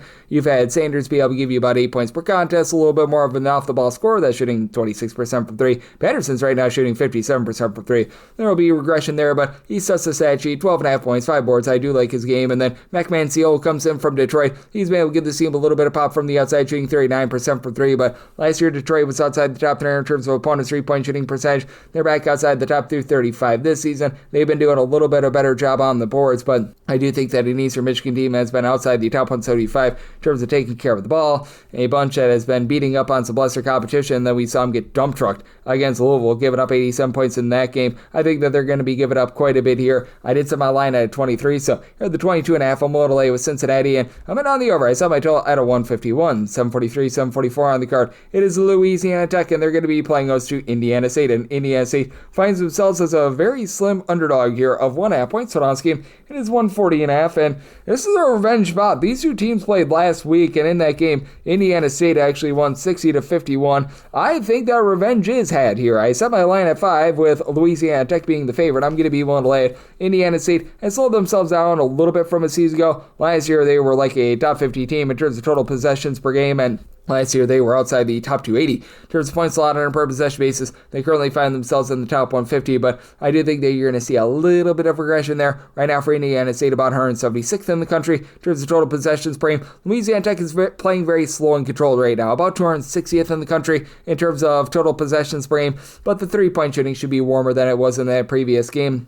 Louisiana Tech in that game went 2 of 16 from three-point range. Indiana State 11 of 38 from the outside. Overall for the season, Indiana State shooting only 27.5% from three. That should see a rise. You've got Sterling Young, who comes on over from Florida A&M. He's been able to give you about 11 points. He's a three-point specialist who's shooting 37.5% from three. And then Ian Scott. Great Scott, this guy is shooting 50% from three, 13 points, 9 boards, and this is a much improved team on the glass in Indiana State, but they're still giving up a lot of second and third chances outside the top 320 in terms of opponents' rebound percentage when they miss a shot, and for Louisiana Tech, that should allow them to be able to get to victory as this Louisiana Tech team. Top 55 team in terms of offensive rebound percentage. You've got Avery Thomas II, who's done a nice job giving a bit of everything, 10.5 points, 6.5 boards, shooting about 31.5% from three, which the team is right now shooting 24% from three. I don't think that they're going to be an amazing three-point shooting team, but that should be going northward. You've got AJ Bates, who's back from a season ago. Last year, he gave the team 4.5 points, shot more about 32% from three-point range. Sir Isaac Heron, who comes on over from Oral Roberts, has yet to make too much of an impact. He's been dealing with a little bit of injury, so you've been having a lot of mixing and matching with some like Scooter Williams, who comes over from East Texas A&M.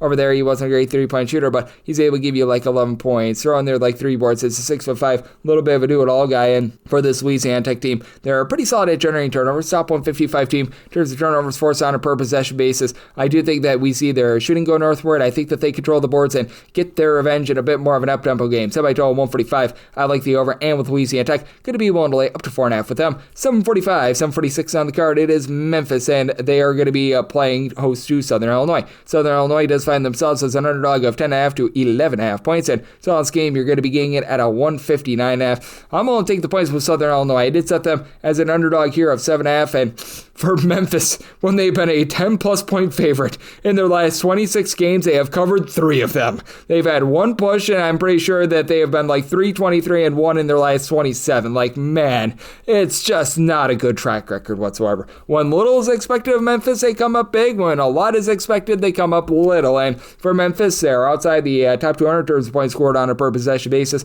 Lots of transfers that just don't know their role right now. Like, Sincere Parker was a nice double-figure score over at St. Louis. Rock solid piece over at McNeese, only about 9 points per contest. You have not been able to get Julius Threadford going, who comes over from Western Kentucky. Quante Berry, he was over at Temple. He's only giving you 6 points per game. Lone double-figure scores. Doug McDaniel, 15 points, 4 boards, 6 assists. He's doing a little bit of everything, but Aaron Bradshaw, former top 10 recruit, is right now giving you 4 points and 1 rebound per game as a 7-footer. So that's been less than savory, and this is a Southern Illinois team that is looking to bump up the tempo. You bring in Scott Nagy, and season number 1 was all about building that system. Now they've been able to ascend to the top 125 in terms of points scored on a per possession basis, all while shooting 24.1% from 3. You know that these guys are going to shoot a little bit better from 3, and they're not even reliant really on the 3 ball. They only take 18 threes per game. In terms of percentage of their shots that come from 3-point range, they're actually in the bottom 30 in all of college basketball. And you've got Olajibi squared and Prince Olajibi and Rollins Olajibi, who are both giving you 8.8 points at about 5.8 rebounds per game, so they've been good down low. Isaiah Samford, he comes over after he was over at Valparaiso 2 seasons ago, was giving them 16 plus points per contest, missed all of last season due to injury, has yet to find a 3-point shot, but he's been able to give the team 10 points per game, but it's all been Killeron House, who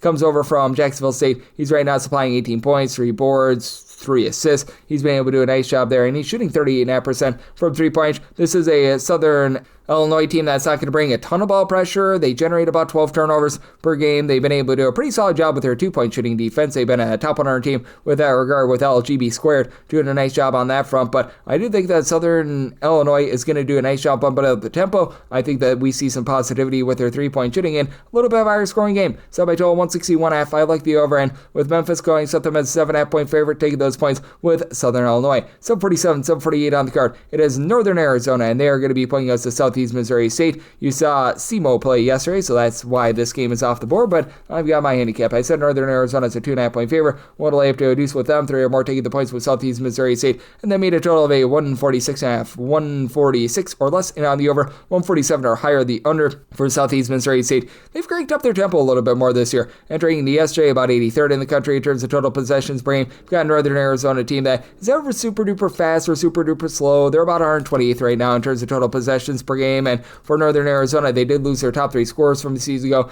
including rebound machine Carson Tout, but they've done a nice job of replacing that with being able to have Zach Davidson be a do-it-all guy down low, 16.5 points, 6.5 boards. I love what he's able to bring to the table. You've had Isaiah Shaw with his 6'7" versatility coming from Valparaiso and Grand Canyon do a pretty solid job in terms of being able to supply the team with 12 points per game. Career about 35.5% three-point shooter. I really do think that they need to get a little bit more out of Oakland Ford. When they made the Big Sky Championship a few years ago, he was rock solid for them. He's only been able to give the team 4 points per contest, but the team does the little things well. They do a nice job in terms of not allowing a lot of offensive rebounds on the flip side, and they themselves are only turning the ball over 10.5 times per game, though they do need to prove the fact that they're shooting 59.2% at the free throw line. Meanwhile, you've got a Southeast Missouri State team that they have been very solid in terms of generating turnovers the last 2 seasons. They're back in the top 75 in terms of turnovers forced on a per possession basis, but losing so much of that back from a season ago leaves them hampered with their three-point shooting. BJ Turner-Up Ward has been able to give you 10.5 points, but he shoots 26.5% from 3. Luke Almodovar has been able to give you about 14.5 points. He's been able to do a nice job on that front, but this team even last year had some rebounding issues. Teddy Washington was really a nice deodorant to all those. But that said, you've got Marquise Ball give you about 5.5 boards, 11 points per game, and he's really the lone guy in the roster. He gives you over 3.5 rebounds per game. Now, they're not allowing opponents to grab a lot of offensive rebounds, but they themselves are not doing the world's greatest job of hitting the glass. They've been allowing teams to shoot over 35% from 3 after they were a really good perimeter defense a season ago. I do think that buckles down a little bit, but in the end, I do think that Northern Arizona should be the favorite here. We'll lay up to 2 with Northern Arizona, 3 or more taking the points with SEMO, and then 146 or less in on the over, 147 or higher, the under, 749, 750 on the card. It is Wyoming, and they play us at Denver, and the Pioneers look at a Pioneer cover as an 8.5-point underdog draw in this game. It is 150 to 150.5. Did set my line at 10. I'm going to be one to lay with Wyoming. Really like what Denver's been able to do this year, by the way. They go the Division II route to bring in Tim Bergstatter, who he was coaching at the Division II ranks over MSU Moorhead last season. He's brought a few friends with him, as Logan Kinsey, 6'6" combo player, has given the team 12 points, 3.5 rebounds per game. You've been able to get good production out of Sean Wasaki, who's been able to give you like 5 points as a little bit more of a sixth man. And then Carson Johnson, 18.5 points, 3 assists. He comes on up from the non-D1 ranks as well, but this is going to be a unit that is going to have a little bit of a tough time in terms of the little things. They're outside the top 300 in terms of offensive rebound percentage. They're not generating a lot of turnovers as well, and they're currently allowing teams to shoot 40% from 3. Now, they themselves shooting over 39% from 3. Reason to believe that that's going to regress a little bit. You've got Zane Nelson shooting 62.5% from 3-point range, so that's been a little bit obscene. But that said, you do have a Wyoming team that they've been really looking to push a little bit of tempo in year number 2 under Sundance Wicks. For Wicks last year, his team was well outside the top 250 in terms of total possessions per game. They're up to about 79th, and when it comes to Denver, they've actually really scaled things back. Denver is currently 284th in the country in terms of total possessions per game, but for Wyoming, even though they don't have an ideal size, they should be able to win the battle down low. Kevin Goris, kid from Cumberland, Wisconsin, and it gives you a 6'10" size. You got Nasir Meyer, who's been able to give you 10 points, about 3.5 boards as a 6'7", do-it-all sort of player. And I love the fact that they bring in Leland Walker, who was over at Eastern Kentucky, guy that's able to generate turnovers, 4.5 boards, 4.5 assists, 12 points per contest. You've had Demarion Dennis be able to give you a little bit of a steal per game. Wyoming shooting about 35% from 3 points, still rock solid in terms of guarding the perimeter, much like last season. They're allowing teams to shoot less than 26% from 3 points. So I do think that that's going to undo this Denver team that has been a little bit more slow and controlled. So I did set a total here of a 150. I'm going to be in on this total under end with Wyoming. Willing to lay up to 9.5 with them. I think that the elevation does take it out of this Denver team just a skoge. 751, 752 on the card. UC Irvine, Zaza for the Anteaters. They play against South Dakota State. This is out there from Cancun. Games off the board because these teams played yesterday, but I've got my handicap. I say UC Irvine as a 6-point favorite. I'm going to be willing to lay up to 5.5 with them, and with the Jackrabbits 6.5 or more, going to be willing to take the points with them, and set a total of a 144, 143.5 or less in on the over, 144.5 or higher the under for South Dakota State. A little bit of coaching change with losing Mr. Henderson to Drake in the offseason, and they slowed themselves down. They're down to about 249th in the country in terms of total possessions per game. UC Irvine, they've actually been a little bit more of an up-tempo team in recent years, currently 97th in terms of total possessions per game. Now, part of that is that they played an overtime game against Northern Iowa a few nights ago, but still, this is an Irvine team that you know is going to just absolutely bludgeon you on the glass. With UC Irvine, they're always a top 15 team with regards to rebound percentage, and even though you do lose the likes of Ben Lyken and company from a season ago, you do have Kyle Evans still in the system. He was sort of lost in the shadow of all those big men a season ago, and he's been able to flourish. 10 points, 7 boards, 3.5 blocks per contest. Jurion Dixon entered in yesterday with 19 points per game. He's shooting 46.5% from 3. Irvine, not quite the same 3-point shooting team that they were a season ago, but Tama Isaac, he's been able to give you something coming over from New Zealand. 4.5 boards, 4.5 assists, 9 points per contest, so I like what he's able to bring to the table. He's also done a good job in terms of turnover battle, as they're a top 150 team in terms of turnovers forced on a per possession basis. And for South Dakota State, they have become a really good defensive rebound team as well. Last year, it was due to the fact that they had Oscar Clough, who was able to do so much, and you don't necessarily have that one guy that's going to give you a double-figure amount of rebounds or anything like that, but Hull has been greater than some of its parts for this team, with Damon Wilkerson really leading the way with about 6 rebounds per game. But you just take a look up and down the boulevard, you've got 5 separate guys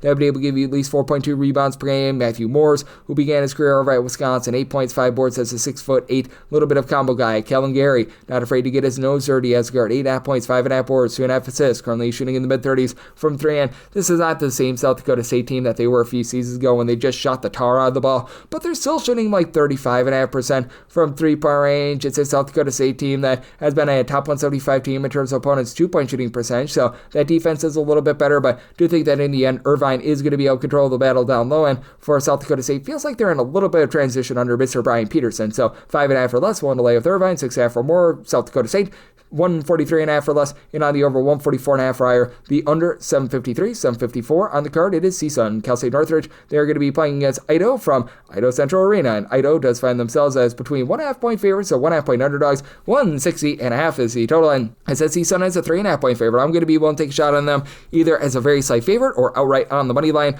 for Northridge. This unit, I just believe, is very well coached under Andy Newman. They lose so much from a season ago, but you've still got great versatility on this team. Josh O'Gara comes over from Texas State. He's been able to give the team 15 points, 10 boards, shooting in the mid-30s from 3.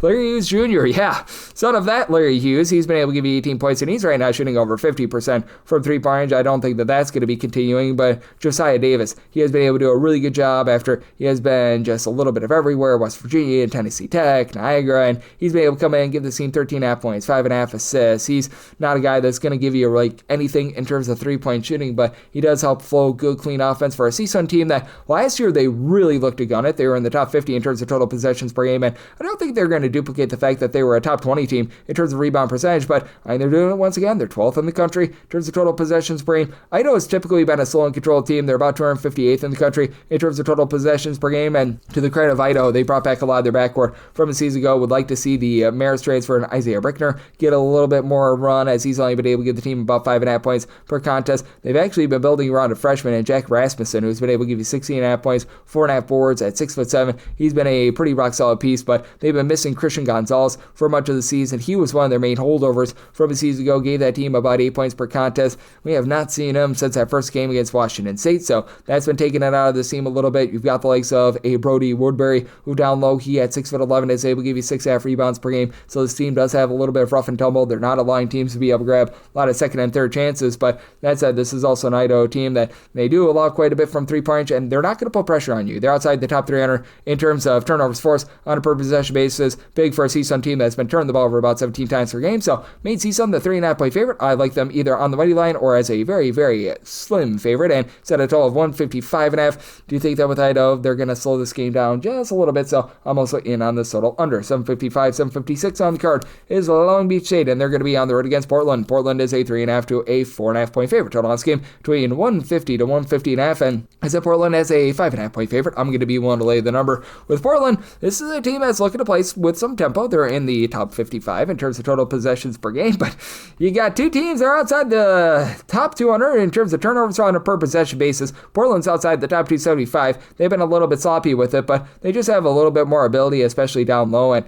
I do think that Portland does find a way to get the job done. I set them as a 5.5-point favorite. Joel Foxwell, as a freshman, has been rock solid, 15 points, 6 boards, and he's been turning the ball over about 3.5 times per game. You're also not necessarily going against a Long Beach State team that does a great job of generating turnovers. Jermaine Balsinger-Webb, he began his career over at American. He's a 7-footer that's only giving you about 3 rebounds per game, but he should be able to give you a bit of rough and tumble down low. And Timo George, 12.5 points. He's been able to do a nice job in terms of helping down low with about 5.5 rebounds per game. And it is a Portland team that it appears is a little bit improved on defense. Last year, well outside the top 325 in terms of points allowed on a per possession basis, has been markedly better this season. They face off against a Long Beach State team that they've been turning the ball over 13 times per contest. They generate some turnovers, but this team is outside the top 270 in terms of their free throw shooting percentage, their 3-point shooting percentage, and their 2-point shooting percentage. That's not great. You've got Gavin Sykes, who's been able to give you 12.5 points per contest. I like the fact that they bring in Shaquille Bender, who was solid over at Manhattan in the last few seasons, and when he was over at Manhattan, he gave that team like 11 points per contest, but it's never been a great 3-point shooter, only shooting 30% from 3.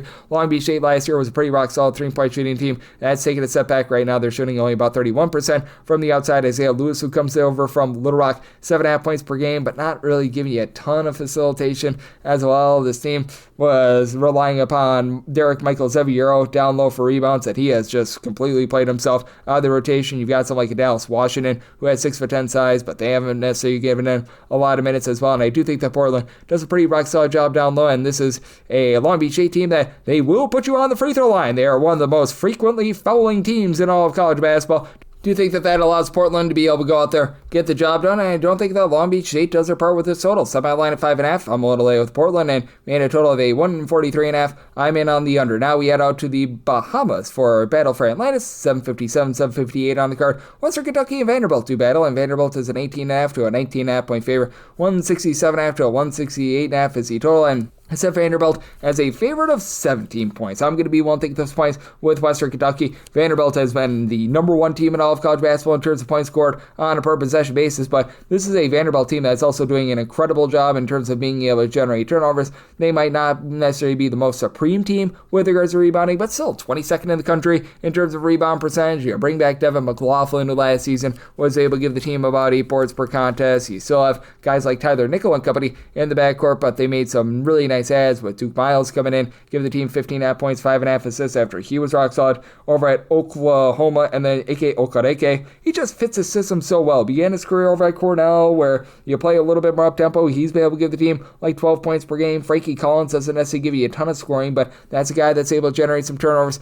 Know that he's been dealing with a little bit of injury, but this Vanderbilt team just has a absolute real glut of guards. And for Western Kentucky, I do think that this team holds in there. Hank Paloma, last 2 seasons, has had this team absolutely flying in the top 20 in terms of total possessions per game, and I think that they could hold their own down low with Brian Sabungwe, who many seasons ago over at Tulsa was averaging about 9 rebounds per game. He's been able to give this team about 9.5 points, 5.5 boards per contest. Tegan Moore has been able to give you more. How about 18 points per game? Not necessarily going to light you up from 3-point range, but it's a nice ancillary piece a season ago. He's been able to pull in there about 6 rebounds per game. It is a bunch that has been able to do a great job in terms of taking care of the ball, by the way, for Western Kentucky. They play fast, but they're only turning the ball over 9 times per contest. They've been a top 75 unit in terms of turnovers forced on a per possession basis, and they're guarding the 3 well. They're allowing teams to shoot less than 31% from the outside. I do think that Western Kentucky is going to find a way to be able to get to the free throw line. They have been a top 20 team in terms of free throw attempts per possession, so I do think that this is going to be a game where Western Kentucky is able to shine with their defense. I think both of these teams are going to look to generate some turnovers, and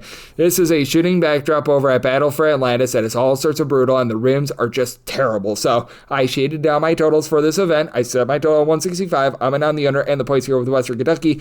759, 760 on the card. South Florida, they're going to be playing against VCU. This is also in Bahamas, and total is 171.5. And VCU is currently a 2.5 point favorite. And with VCU, I did set them here as a favorite of 1.5 points. So I'm going to be willing to take 2+ here with South Florida. And I did set a total of a 173.5 because these two teams are just absolutely flying, especially the South Florida team. Like with South Florida, they're not quite IU Indy fast, but they're number 3 in the country in terms of total possessions per game. And you bring in Phil Martelli Jr. from Bryant. His team has slowed down a little bit more from when he was at Bryant, 82nd in the country in terms of total possessions per game, but you've got two very rock-solid offenses that like to embrace positionless basketball. For South Florida, I do think that they're going to be able to hold in there because this has been a team that, though they do play super-duper fast, they do a nice job in terms of knifing the ball down low, and they've been the number one team in the country in terms of free throw attempts per game. Joshua Omajafo, who comes over from Albert Morris, just does it all. 17.5 points, 6 boards, 3.5 assists, 2 steals per contest while shooting 40% from three. Joseph Pignon, he comes on over with Brian Hodgson from Arkansas State, and they also brought in Isaiah Nelson, the top rebounder, at about 8.5 rebounds, 13.5 points per game, but Pignon has been able to give you 17 points per contest, so you've got some great depth there. And Damian Collins, a former top 75 recruit, just hasn't even done much for the team. He's only given them like 4 points per contest, but with this VCU team, you've also got Nick Lewis, a top 55 recruit. He's been able to come in, he's been able to give a spark to the backcourt with about 10 points to assists per contest. It's a VCU team that has been a top 75 unit in terms of turnovers for us on a per possession basis. They're shooting about 35.5% from three, and they've been rock solid down low. Top 50 team with regards to opponent's 2-point shooting percentage, with having just a lot of versatility with the likes of Tyrell Ward along Blazer Djokovic combining for about 22.5 points per game. Between the two of them, just under 10 rebounds per game. Barry Evans, he comes on over with Martelli, 9 points, 6 boards, 3 assists, a block, a steal per contest. Those are the sorts of players that really fit this system, and I do think that you're going to get a nice high-scoring expose. I think that this is going to be close enough for Lake Camp Felling between two of the top teams outside the power conferences. I did set this line at 1.5, so I had 2+, won't take the points with South Florida, and set a total of 173.5, 173 or less. I'm in on the over, 641, 642 on the card. It is Virginia Tech, and they're going to be playing against Colorado State. Colorado State does find themselves as 3.5-point underdogs. 152.5 to 153 is the total. So my total 148.5. I'm going to be in on the under. This Colorado State team has been able to do a very rock-solid job in terms of their offense. Number 2 in the country in terms of points scored on a per possession basis. They're also playing very slow and controlled. They're outside the top 320 in terms of total possessions per game, and I do think that we're going to see a little bit of a drop-off in terms of the offense. They have beaten up on lesser competition like Incarnate Word. As much as it pains me to say it, Loyola Chicago at this point is lesser competition, but I mean, the way that Josh Passarelli and Kyle Jorgensen have been able to run things have been great. They've combined for about 5 assists between the two of them, just below 32 points per contest, and it's not necessarily 1 or 2 star guys for this Colorado State team. Right now, you've got 7 different guys give you at least 7 points per game, like the VMI transfer in Augustinus. Kaladulis has been able to do a nice job being a gadget guy with about 8.5 points per game. Kerry Booth began his career over at Illinois and Notre Dame, 9 boards per contest, and I do think that this team is going to do a nice job on the glass against a Virginia Tech team that they leave a little bit of something to be desired there. Now with this Virginia Tech squad, you've got one of the most versatile pieces in all of college basketball, the Greek freak in Nicolas Avadeus, 15 points, 3.5 boards, 6 assists as a 6'9" point guard who's played some professional basketball, so he's been great. Jalen Bedford has been able to shoot 52% for 3. We should see a little bit of regression there, but for Virginia Tech, they're looking to play a little bit faster. They're in the top 100 in terms of total possessions per game. Warp number because they played that overtime game against Providence. I jacked up the numbers a little bit, but they're only turning the ball over about 8 times per contest. Good, clean offense. This is a Colorado State team that's been outside the top 250 in terms of points allowed on a per possession basis. I do think that that's going to improve. And then for Virginia Tech, they've been outside the top 250 in terms of opponents' defensive rebound percentage. They've been allowing a lot of teams to be able to get second and third chances, despite having Toby Lual, Amani Hansberry, both pulling in a combined 20 rebounds per game. Hansberry up to 16 points per game, and then Lual has been able to give you 15 points per game, but I still shot 38% for 3, down to about 16.4% this season. I do think that this Colorado State team does a nice job of holding in there. I think that this game slows down a bit, so set my line at 2.5. 3+ won't take those points with Colorado State. Like the under, set my total 148.5. 763, 764 on the card. It is Wichita State and St. Mary's doing battle from Bahamas, and right now with Wichita State, you're finding them as a underdog of 9 to 8.5 points to last game, 138 to 138.5, and I actually set a total of 142. I like the over as St. Mary's has become a really efficient offense. This is still a team that's playing nice, slow, and controlled. They're outside the top 280 in terms of total possessions per game, but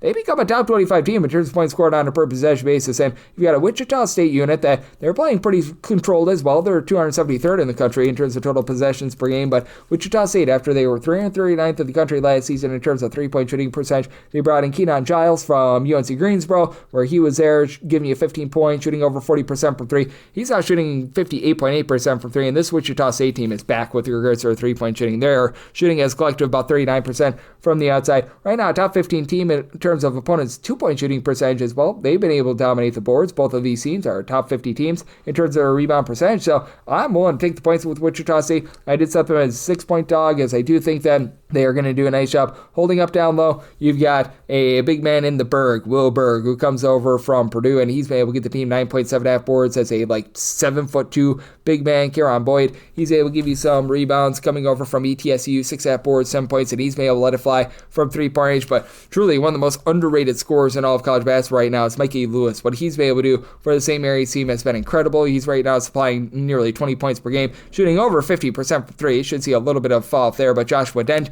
who he was in the system last season, he's risen up. He's been able to give the team 12 points per game. He's shooting over 40% from 3. St. Mary's shooting 45.7% from 3-point range. We should see a little bit of a fall off there, but you know that they're going to dominate the glass. Paulius Marsoukas, 18.5 points, 7 boards per contest. Andrew McKeever is giving you 10.5 rebounds per game. Harry Wessels, a 7-footer, is able to give you 5.5 rebounds per game. So I do like what these guys are bringing to the table. Both of these teams have been good with their interior defense as well, but in the end, I do think that Wichita State going to be able to hold in there. Semi-line at 6, so going to be able to take those points with Wichita State. Set a total of a 142, so I'm also in on this total over. 765, 766 on the card. It is Syracuse, and they're going to be facing off against Iowa State. This is from lovely Las Vegas. No numbers up on this game, but I've got my handicap. I said Iowa State is a 9-point favorite. One will lay up to 8.5 with them, 9.5 for more. Take the points with Syracuse, and then set a total of 143, 142.5 for less, and on the over 143.5 for higher. The under. Syracuse is actually currently a top 10 team in terms of points allowed on a per possession basis, and Iowa State, they're always in the top 25 in terms of points per possession allowed. Now, they are missing Taman Lipsby, so I had to dock them a little bit, or else I'd be setting them as close to a double-figure favorite. Iowa State has been speeding up a little bit more this year, 120th in terms of total possessions per game, but even without Lipsby yesterday, they still did look very rock solid. Joshua Jefferson is just very rock solid. He's able to give you 15 points, 8 boards, multiple steals per contest, just all sorts of versatility out of that guy. And for this bunch in Syracuse, I actually do feel like getting back J.J. Starlin is a little bit of a disadvantage because he does give you quite a bit more offensively, but he can sometimes be a little bit of defensive liability, sometimes take some bad shots. But this has been a Syracuse team that's been pretty rock solid down low, with William Kyle being able to come in from South Dakota State, give this team about 8 or so rebounds per game. Syracuse has also been a top 50 team in terms of turnovers forced on a per possession basis, and that's where you could see the real impact of no Lipsby being out there. But still, this is a Iowa State team that they've done a nice job in terms of mixing and matching in the transfer portal. You bring in Dominic Nelson, and then additionally Nate Heisey has been in the program for quite a while. He's given the team a little bit of lift, and you know that you've got that 40% three-point shooter Milan Mimosilovic. And for Syracuse, the offense has been a little bit more clean ever since bringing in Nathan George, who does a nice job doling it out, and Donnie Freeman, pretty solid down low. But to think that in the end, even though they were without Taman Lipsby on Tuesday, that Iowa State should be able to get the job done here with that backcourt. 1 to lay up to 8.5 with them, 9.5 for more. Taking the points with Syracuse, 142.5 for less, and on the over 143.5 for higher. The under 767, 768 on the card. You've got Houston facing off against Notre Dame out there in lovely Las Vegas, and I set a handicap to where I set Houston as a 13.5 point favorite. I'm going to be willing to lay up to 13 with them, 14 or more willing to take the points with Notre Dame, and made a total of a 133.5. So 133 or less, in on the over 134 or higher. The under. Notre Dame is actually going to be able to do a better job on the glass than they would have been able to in past seasons, with Notre Dame bringing in Carson Tout. That is just absolutely massive for them. He was one of the top rebounders in all of college basketball over at Northern Arizona last season. He's been able to pull in their 10 plus rebounds per game for this Notre Dame team, and Notre Dame does have a nice go-to scorer in Marcus Burton. And if I'm not mistaken, these two teams actually battled in lovely Las Vegas last season as well. But for Burton, he's a go-to scorer that's able to give you 20 points per game. Now the question is, what are you going to be able to get out of everyone else? You've got Brandon Shrewsbury, who's been able to give you about 10 points per contest. Sir Muhammad is a 6'6", do-it-all sort of guy, but he doesn't necessarily do one thing great. And then off the bench, you just have not been able to get a ton out of Notre Dame. You could get Garrett Sudra going a little bit more. And then on the other end for Houston, it's actually been the Kingston Fleming show. Even though you bring back Milo Zuzan, he's taken a little bit of backseat to the fact that Flemings has been able to give you over 15 points per contest. And then additionally with this Houston team, Chris Senek down low has been really that main low post presence. He and Joseph Tugler have been able to give you over 13 rebounds per game with Houston. You know that this team is going to be slow and controlled. They're back outside the top 300 in terms of total possessions per game. They've still been a very rock solid defense. Had a little bit of a rough go of it against Tennessee yesterday, but still, you know that this team is going to be pretty rock solid in terms of generating turnovers. You've got Emmanuel Sharp, who's a career about 40% three-point shooter. He's been able to give the team over 15 points per game thus far this season, and I do think that that's going to be a little bit too much for Notre Dame to be able to match up with. It is a Notre Dame team that really doesn't force a lot of ball pressure, so even though you're not going to get a lot of possessions in this game with how slowly both of these teams play, you're going to get a lot of clean possessions, and it's a Notre Dame team that they themselves themselves have been able to shoot about 36 or so percent from three-point range. So circumstance where I set my line to a 13.5, willing to lay up to 13 with Houston, 14 or more to get the points with Notre Dame, 133 or less, and on the over 134 or higher, the under 769, 770 on the card. You've got Auburn and St. John's doing battle from Lovely, Las Vegas. Set St. John's as a 2.5 point favorite. Going to be willing to lay up to a deuce with them, 3 or more, taking the points with Auburn, and then I did set a total of a 158.5, 158 or less, in on the over 159 or higher, the under. It's very clear that this St. John's team, that last year they were well outside the top 275 in terms of their three-point shooting percentage. They are much better this year. They shot 50% from three-point range yesterday, and Bryce Hopkins is just doing it all for the team. 16 points, 5 boards, 3 assists. He's just been a man amongst boys. And then Zuby Ejiofor, Dylan Mitchell, they do a nice job, both giving you 7 rebounds per game down low. Ejiofor has actually been able to give you over 3 assists per game, so nice versatility there, because with St. John's, they're still figuring out that point guard spot just a little bit. Dylan Darling has been good in terms of doling out the ball. Not going to give you a ton of scoring.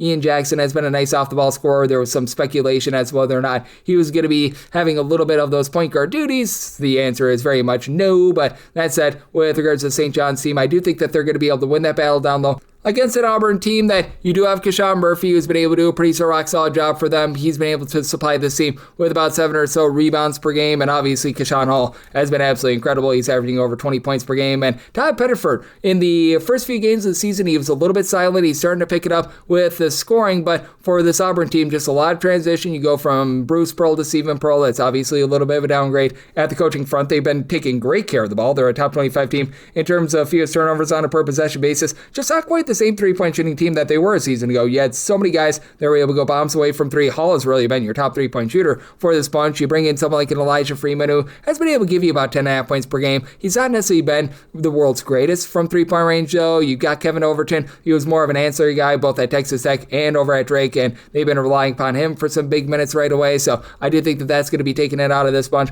a little bit more, and I do think that with St. John's, they're going to be playing a little bit of bully ball down low. You do have an Auburn team that has been looking to push quite a bit of tempo with regards to Auburn. In terms of total possessions per game right now, they're checking in right around about 114th in the country. St. John's just absolutely gunning it. They're right now a top 15 team in the country with that regard. So set my line at 2.5. One to lay up to 2 with St. John's, 3 or more. Taking the points with Auburn, 158 or less, in on the over, 159 or higher, the under. And then we've got Baylor versus San Diego State, 771, 772 on the card with San Diego State. I did set them as a 5.5 point underdog, 5 or less. One to lay with Baylor, 6 or more. Taking the points with San Diego State, 145 or less, and on the over, 146 or higher, the under. San Diego State right now is very warped numbers with regards to their total possessions per game. That goes back to the fact that they played a double overtime slobber knocker against Troy, and when it comes to San Diego State, they played just a harebrained insane game against Oregon yesterday, where that was a game where you saw 92 points scored in the first half. I don't think that Lightning is going to be striking twice. San Diego State went 11 of 23 from 3. Clearly a proved offensive team with Magoon Gwath back in there. He's a guy that's actually able to shoot it from 3 at 7 feet tall. He was able to provide 4 blocks yesterday. Getting him back is absolutely massive. And then you've got Reese Waters back as well. He was a big part of the team that made that deep NCAA tournament run 2 seasons ago. Right now he's supplying for the team 12 points, 5 boards. He does a little bit of everything. And then Taj Goraville, he was held scoreless, but he does a nice job in terms of just doling out good, clean offense. Yeah, BJ Davis come off the bench yesterday. He was able to supply 21 points. I don't know if he's going to quite be able to duplicate that. And this is typically a San Diego State team that's a little bit more controlled. Baylor, they're hovering right around about 125th in terms of total possessions per game, and they're probably not going to be looking to run too much in this spot, playing game number 3 in 3 days, because they're not necessarily playing the world's biggest rotation, and right now they're dealing with Jocelyn Bodu being out with a little bit of an injury, so that hurts the depth a little bit further for this team as well. But for this Baylor team, you do have Tunde Yusufu, who's been able to give you 15 points, 5 boards, and the man that's really been able to seal the show has been Cameron Carr. Don't know if he's going to be able to quite continue to be able to give you 23 points per game, but for Baylor, I do think that they might have a little bit of a tough time with Mr. Magoon Gwath down low, but Michael Rata has really good versatility. He's been able to give this team over 5 boards. He comes on over from Oregon State, where last season at 6'8", he was really able to light it up at about 35% from 3-point range. And then off the bench, Caden Boom Powell, he comes over from Rice. I didn't necessarily have the highest expectations for him after Rice last season. It's not like he put up massive numbers, 7.7 boards per contest, but he's been a nice rim protector for this team. I do think that Baylor has a little bit more here than San Diego State, especially with San Diego State having to play so late on Tuesday as well. So 145 or less, in on the over, 146 or higher, the under, with Baylor willing to lay up to 5 with them, 6 or more, taking those points with San Diego State. And then I'm going to go out of Las Vegas rotation order for this one, because this is also a part of the Las Vegas Players event, and for some reason, they added it at the bottom because even the bookmakers were so confused by this format. 805, 806 on the card. It is Maryland going up against Alabama. I've got my handicap as I did set Alabama as a 12-point favorite. I'm going to be willing to lay up to 11.5 with them. 12.5 or more, going to be willing to take those points with Maryland. And then it's at a total of 173. 172.5 or less in on the over. 173.5 or higher. The under for Buzz Williams. It's been playing a little bit faster over at Maryland than what I was expecting for Maryland. About 104th in the country in terms of total possessions per game, and now they're getting back Miles Rice. That helps out. He was over at Indiana and Washington State the last few seasons, does a pretty solid job in terms of being able to dish out the ball, and for this bunch, I do think that they're going to be able to do a pretty rock solid job down low. You bring in Elijah Saunders. He comes over after he was pretty solid over at Virginia, was part of that San Diego State team that went to the title game. Pharrell Payne has been really doing a nice job. Give this team about 17 to 18 points per contest. He follows Buzz Williams on over from Texas A&M. Still dealing with a little bit of ailment, but you've got David Hewitt, who was a 20-point per game scorer a few seasons ago over in Northern Illinois. He's been able to give the team 18 plus points per game, but for Maryland, I do think that even though they've been very good at generating turnovers, this is a top 50 team in terms of turnovers forced on a per possession basis. You've got an Alabama team that they do such a great job in terms of being able to take care of the ball, and just so many great guards with so much firepower. Houston Mallett along with Latrell Wrightsell were guys that were out of the fold last season, and Wrightsell's been dealing with a little bit of injury, but Mallett, we saw him put up 18 plus points in that game against UNLV yesterday. Aiden Holloway, he has been very rock solid for this team. As I'm recording this, he's 4 of 4 from 3-point range in the game that we saw yesterday. He's been able to get the team over 15 plus points per contest, and you still do have quite a bit of size. As Kenton Briso, he's a guy that's off the bench, able to give you just a little bit of energy in general. Noah Williamson is a 7-footer that's able to pop it from 3, and you've been getting a lot of production as well out of Amari Allen. At 6'8", a little bit of a do-it-all sort of player. Alabama, just an embarrassment of riches. They're once again really pushing the tempo after they were number 1 in the country in terms of total possessions per game a season ago. So with Alabama, I set them as a 12-point favorite. One to lay up to 11.5 with them, 12.5 or more. Take the points with Maryland, set a total of a 173, so 172.5 or less in on the over, 173.5 or higher the under. 773, 774 on the card. This is the third place game in lovely Las Vegas. Kansas versus Tennessee.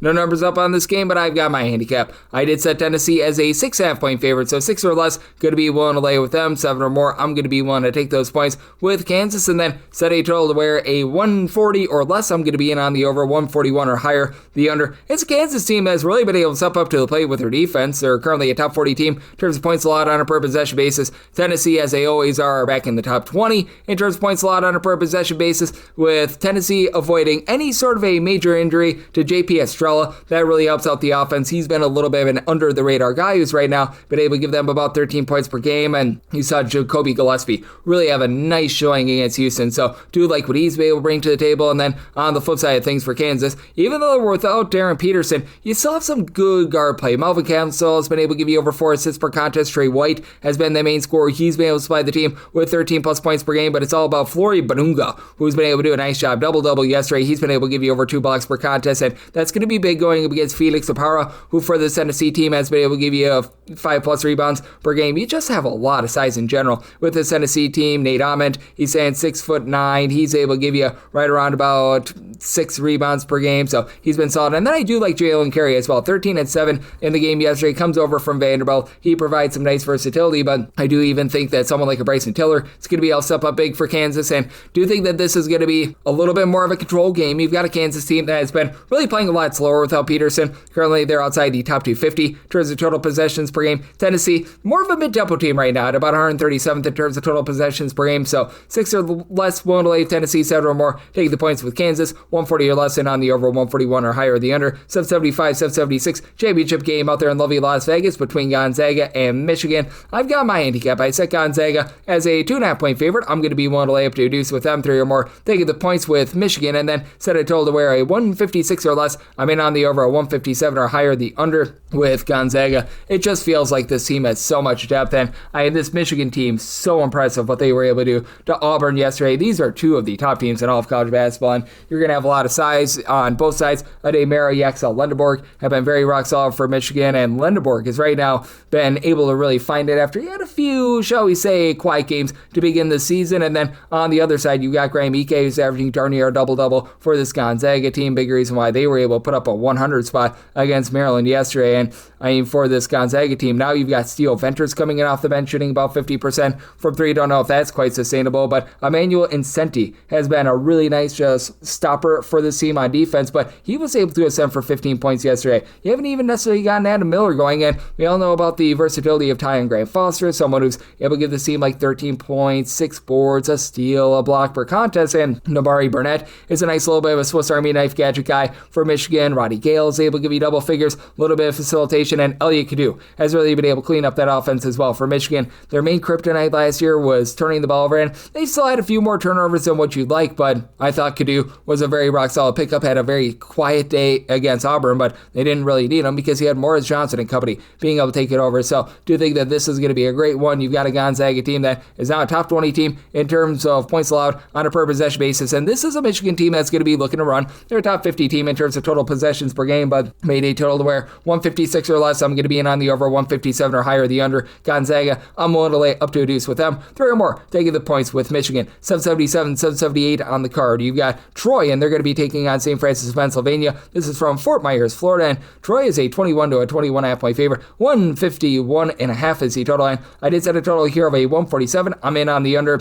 Do I have to just question if Troy is a little bit tired after playing so much basketball, because they had the double overtime game against San Diego State, triple overtime game against USC. Those were on the West Coast, and now they're out here in Fort Myers, Florida. So these guys have been playing a lot of ball, but they should be able to take care of a St. Francis team that, let's call it what it is, they're outside the top 225 in terms of both points scored and points allowed on a per possession basis. And the Campbell brothers have been really good for this Troy team. You've got Kobe Campbell, a little bit more off the ball, give you 2 assists, 9 points per contest, and Cooper Campbell, he's been that main guy. He's right now supplying 17.5 points, 5 assists, and Troy last year was one of the worst 3-point shooting teams in all of college basketball. They've ascended quite a bit with that regard, now shooting closer to about 34% from 3-point range. Victor Valdez had a little bit of a cool game against Toledo, but still, he's been able to give the team right around 15.5 points per game. And Thomas Sowd, that top rebounder from a season ago, he's back. He's giving you nearly 2 steals, 11 rebounds per game, and Troy is a top 75 team in terms of turnovers forced on a per possession basis, and have a St. Francis of Pennsylvania team that doesn't necessarily have the world's greatest facilitation. They've been turning the ball over 15 times per game. Now, Skywikes, he's going to be able to hold his own down low. 8 rebounds, 18.5 points per game, was really good over at Incarnate Word a few seasons ago. You've got Zion Russell, who comes in from Niagara. He's been able to give 12 points per game, but outside of Russell and Wicks, you don't have a single guy that gives you north of 7.5 points per game. It's the St. Francis team that's shooting just 28% from 3-point range. St. Francis has been looking to crank up their tempo a little bit more. Had a coaching change in the season, and now in terms of total possessions per game, this team is checking in 88th in all of college basketball. Troy is right now the most one of the most up-tempo teams in all of college basketball, but again, they played 25 more minutes in their games than most other teams with all the overtimes. But that said, I did set my total here at a 147. I'm in on the under. I think that St. Francis, with the way that you've got Sky Wicks rebounding for this team, does just enough to be able to hold in there, and this is the St. Francis team that should see some positive regression with the fact that teams are shooting 40% from 3 against them. So I'm going to be willing to take those points, and I'm going to be in on the under. 779, 780 on the card. You've got Belmont. They're going to be playing in Toledo out there at Fort Myers, and Belmont finds themselves as a mid-size 5 to 5.5 point favorite. 161.5 to 162.5 is the total, and I did set a total here of a 158.5. I'm going to be in on the under. Belmont has ascended into the top 150 in terms of points allowed on a per possession basis. Last year, they were well outside the top 260, and for Belmont, that 3-point shooting that was so good for them a season ago, they lose a little bit of backcourt play. Not quite the same, and I did think that you're going to see this go upward a little bit. Tyler Lundblade last year shot 47% from 3. Sam Orme shot in the high 30s from 3. Both of these guys staying 6'7" to 6'8"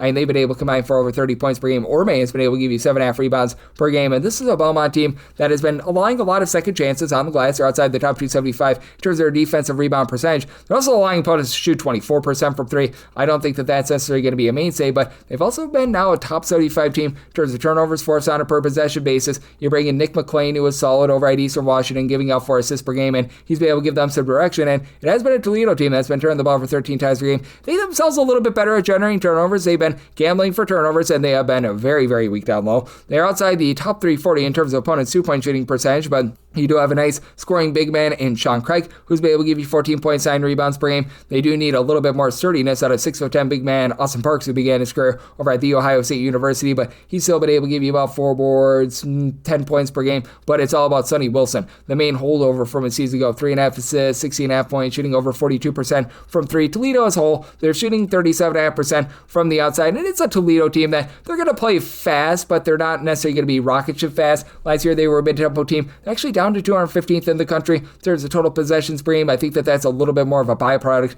of the competition that they were playing in. This is a Belmont team that, once again, they're going to get up and they're going to get after it, but they're not necessarily going to play at warp speed right now for Belmont. About 67th in terms of total possessions per game. So made a total of 158.5. I do like the under with Belmont. I'm going to be willing to lay up to 6 with them. Now we go to the ESPN Events Invitational out there in Orlando. No numbers up on these games, but I've got my handicap 781, 782. It is UC San Diego playing against Towson. I said Towson as a 5-point favorite. I'm going to be willing to lay up to 4.5 with them. 5.5 for more. Take the points with UC San Diego. And then 133 is what I said at my total at 132.5 or less. And on the over 133.5 or higher, the under. This Towson team just loves to grind games out and slow them down to a crawl. As right now, they're outside the top 350 in terms of total possessions per game, and it's just a really, really tough defense. They're back inside the top 55 in terms of points allowed on a per possession basis, and UC San Diego last year was one of the best teams in all of college basketball in terms of turnovers forced on a per possession basis. Not quite that this year. They did hire from within, and Clint Allard staying within the coaching staff. He's now the head coach for this team, and they still do have a lot of versatility, but they've been much better with regards to their three-point shooting, as you bring in a lot of guys that they just at their respective schools were able to go bombs away from three-point range. Like, I take a look at the Lafayette transfer, who's been able to shoot over 40% from three, and Alex Shulkin, who's been able to give you 11 points per contest. At Lafayette last year, he shot over 44% from the outside. Leo Beth, he's really been the main man for this team. He's right now supplying 5 boards, 19.5 points. Comes on over after at Florida Atlantic last year, just was unable to see a whole heck of a lot of minutes for them, and he has been very good, very versatile, and additionally, you've been able to have a guy in Bull Dengit, who comes over from Portland. He stands 6'11", and has been dishing out for this team right around about 8 points, 4.5 rebounds per game. So do like what he's able to bring to the table. And then on the other side of things, I do think that you're going to be continuing to just have the Towson team do a great job with their veteran leadership in the backcourt in terms of keeping things clean and being able to keep things consistent. Tyler Teata right now is averaging about 17 points per contest. He had 20 in the game yesterday. Dylan Williamson has been a high 33-point shooter for a Towson team that entered into yesterday, only shooting 28.5% from three. Not that they're going to be an amazing three-point shooting team, but we should see a little bit of a rise with that regard. You've got Jack Dombia doing a little bit of everything. 6'6" combo player from Wright State. 12 points, 2 steals, 6.5 rebounds per game. This is a Towson team that year in and year out, they do a great job in terms of not allowing a lot of second and third chances. Right now, they're back in the top 50 with regards to rebound percentage, and they are not allowing teams to be able to get good looks from three. So do think that Towson going to do a nice job in terms of controlling the tenor of this game. 4.5 or less willing to lay with Towson. 5.5 or more taking the points with UC San Diego, and then 132.5 or less in on the over. 133.5 or higher the under. 783, 784 on the card. It is old Liberty, and they're going to be playing against Bradley out there in Florida. I set Liberty as a 7.5 point favorite. Willing to lay up to 7 with them. 8 or more going to be willing to take the points with Bradley. Set a total of 143.5, 143 or less in on the over, 144 or higher the under, and you do have two very low tempo teams. Bradley 274th in the country in terms of total possessions per game.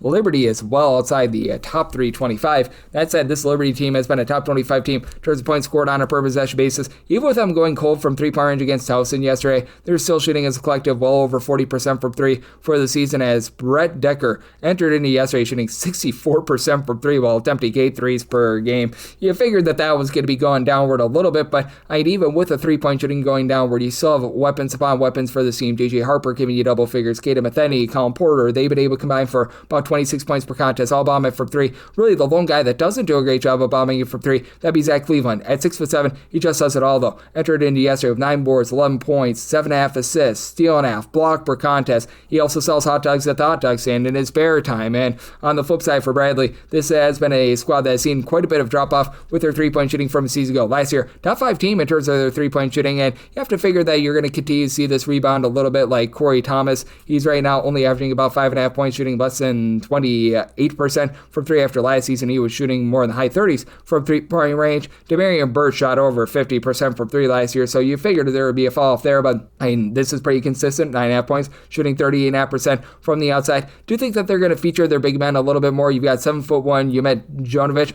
along Timothy Danver Knapp, who have been able to combine for this team for about 8.5 rebounds per game. They do a nice job clogging things up down low, but it's all about Jaquan Johnson in the backcourt. 18 points, 3.5 steals. He's right now been able to shoot only about 30% from three, but is flowing good, clean offense for a Bradley team that they might turn the ball over 10 times per contest. Liberty good at being able to take care of the ball as well. Neither of these teams do a great job on the offensive glass, but Bradley has been allowing teams to shoot over 35% from three-point, so 7 or less, willing to lay with Liberty, 8 or more taking the points with Bradley, and then 143 or less in on the over, 144 higher the under. 785, 786 on the board. It is Temple. We give our Lane Kiffin go Owls, and they're going to be playing against Rhode Island. Right now, I set Rhode Island as a 2.5 point favorite. I'm going to be willing to lay up to a deuce with them, 3 or more, taking those points with Temple, and then set a total of a 154.5. So 154 or less in on the over, 155 or higher the under. With Rhode Island, they took that grody loss to begin the season against Tulsa, but little did we know this Tulsa team might actually be pretty rock solid this season. And for Rhode Island, it seems like under Archie Miller, they've taken a few strides forward with regards to their defense. They're currently a top 90 team in terms of points allowed on a per possession basis. Now, it's still a Rhode Island team that leaves a little bit of something to be desired. They lost a lot of their great rebounding from a season ago, but still, you've got some pretty sturdy players I think are going to be able to hold up down low. You've had Miles Corey do a good job coming in for this program. He was able to give the team yesterday 22 points, so like what he was able to bring to the table. And then Tyler Cochran, he was a do-it-all guy over at Toledo a few seasons ago. He was over at Toledo giving that team 14 plus points per contest. He was pulling their 5 boards, and he's doing a lot of the same thus far this season. Good mid-30s three-point shooter. And Jonah Hinton, he's hitting it hard after coming on over from St. Bonaventure. He's been able to give this team 15 plus points per contest. And then on the other side of things, you do have a bunch in the Temple Owls that they're going to be looking to really just get good looks from three-point range under Adam Fisher. And I mean, the one thing that Rhode Island did an okay job of last year was guarding the three-point line for this Temple team. You've taken a lot of guys that were okay three-point shooters at their respective spots, but not necessarily amazing, and he's been able to turn them into a team that's shooting over 36% from three-point, not a team that's going to generate a lot of second and third chances, as right now the lone guy that's giving you over 5 rebounds per game is actually Messiah Gilliard. He comes over after he was over at Manhattan, not necessarily a guy that's going to light you up from 3, but does a nice job giving you some versatility. Jemiah Felt, he's probably going to need to give you a little bit more, comes over from Bowling Green. He had a little bit of a role yesterday against Princeton, but it's been Babatunde Dorodola who's been able to give you about 5 rebounds per game down low. Darren Ford, Aiden Tobias, and these two guys have been able to combine for about 32 points per contest, both shooting right around 35% from 3. And the one thing that Temple's doing a great job of taking care of the ball. They're only turning the ball over about 7.5 times per game. This has been a Rhode Island team that has been seeking out turnovers, so I do think that that's going to be able to keep this Temple team lively, but I do think that even though Rhode Island has taken a little bit of setback down low, you do have someone like Keenan Itajeri who should be able to win that battle down low, so 2 or less one to lay with Rhode Island, 3 or more taking the points with Temple. And Rhode Island has been speeding up a little bit more. They're a top 150 team in terms of total possessions per game, and with Temple, I do believe that they're going to have a nice, efficient offensive game. They've been more around about 250th in the country in terms of total possessions per game, so did set a high total, 154 or less, in on the over, 155 or higher, the under. 787, 788 on the card. From Florida, you got Princeton and Vermont doing battle. Except Vermont is a 5-point favorite. Going to be willing to lay up to 4.5 with them. 5.5 or more taking the points with Princeton. Then set a total of a 139. So 138.5 or less in on the over. 139.5 or higher the under. Princeton last year was well outside the top 300 in terms of total possessions per game. They've decided to speed themselves up this season, and it's really not working out. They're outside the top 190 in terms of points scored on a per possession basis. As a matter of fact, outside the top 250. And for this unit, it's just a case where you lose your top 3 scorers, including the main facilitator and Xavion Lee, and now you're looking at Dalen Davis to do a little bit of everything, and he's been fine. He's been able to give the team 16.5 points, 3 assists per contest, but the just ability to take care of the ball, not there anymore. They're turning the ball over 14 times per game. You're relying upon CJ Happy to take some strides forward down low. 6 points, 3 rebounds, just not cutting it. Jackson and Jack Sadicki, they've been able to combine for about 21 points per contest, but this is a team that right now they just have all sorts of inconsistency. And then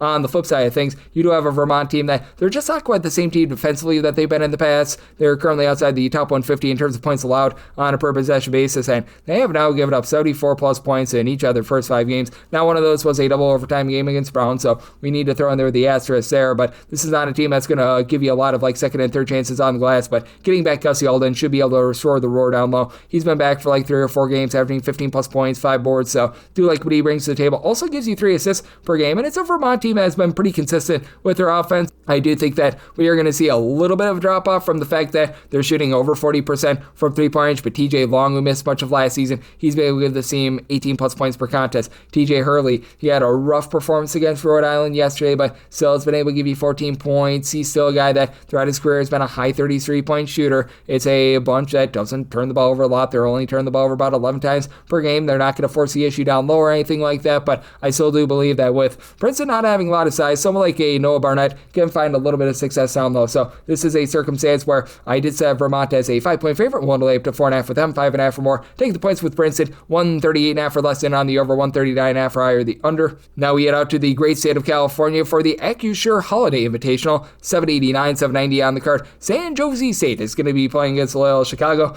I set San Jose State as a 6.5-point favorite. I'm going to be willing to lay up to 6 with them, 7 or more. I'm taking the points with Loyola Chicago, and then set a total of a 140.5. So 140 or less in on the over, 141 or higher the under. The main fear here is whether or not Loyola Chicago is going to do their part with that total, because, man, they've been held below 60 points in each of their last 3 games, including to Northern Illinois, and this Loyola Chicago team is just, frankly, a disgrace. Like, I don't know what's happened with this program, but Drew Valentine, it's terrible. Like, this team is outside the top 325 in terms of defensive rebound percentage. They did a better job against Northern Iowa, but Northern Iowa does not pull in rebounds, and they allowed them to shoot 40% from 3. Just everything with this team is broken. You know, Justin Moore giving you more with about 12 points per contest. Luke Tavares has been able to throw in there about 10 points per game, but it just is clear that these guys can't play with one another. I know that they've dealt with a few ailments. We've seen Joseph Ala Joseph be a little bit off the floor, but I mean, where's Dominic Harris to be found? Like, this was a guy that when he was over at Loyola Marymount a few seasons ago, he was giving the team like 14 points per game. He can't even see minutes for them right now. Just a sad disgrace of a team. And then for San Jose State, this has been a squad that has not been great thus far this season. They get blasted by 30 points against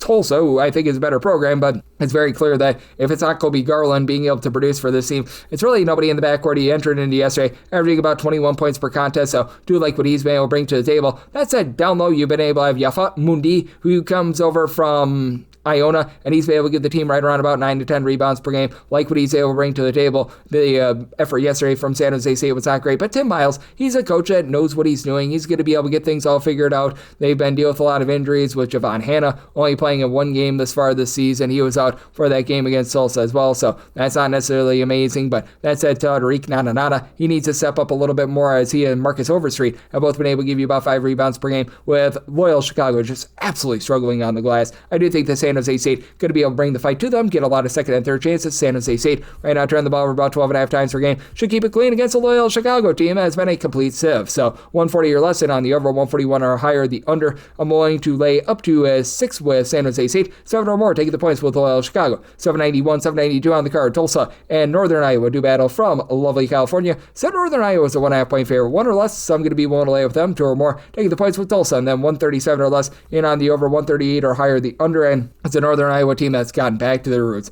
They're playing very slow, very controlled, outside the top 300 in terms of total possessions per game. Have a Tulsa team that's looking to push tempo a little bit more, right around about 220th in terms of total possessions per game, but you've got a lot of consistency and you've got a lot of just good execution with his Tulsa team, as David Green comes over from Rhode Island, where he gave that team 15-point shot in the high 30s from 3-point range. He's been able to do a nice job in terms of giving this team a little bit of rough and tumble. I also do like the fact that you bring in Miles Barnstable, who he was that top scorer over at St. Thomas last season. He's been able to give the team double figures, so I mean, these guys have been able to do a tremendous job in terms of just being able to flat out produce for this team. And then on the other end, you've got a Northern Iowa team that they're not going to grab offensive rebounds. They're well outside the top 320 in terms of percentage of their missed shots that result in an offensive rebound, but that said, they just execute the first time. You've got Trey Campbell, who's done a nice job, give the team 14.5 points, 2.5 steals per contest. Leon Bond, who began his career over at Virginia, has been able to give you 13 points per game. They're missing more of the rebounding that they had from the season ago. Right now, Tristan Smith is leading the way with 5 boards per contest, but everyone's able to dole it out. They do a nice job protecting the ball. They only turn the ball over 10 times per contest. This is a Tulsa team that's looking to generate a few more turnovers, so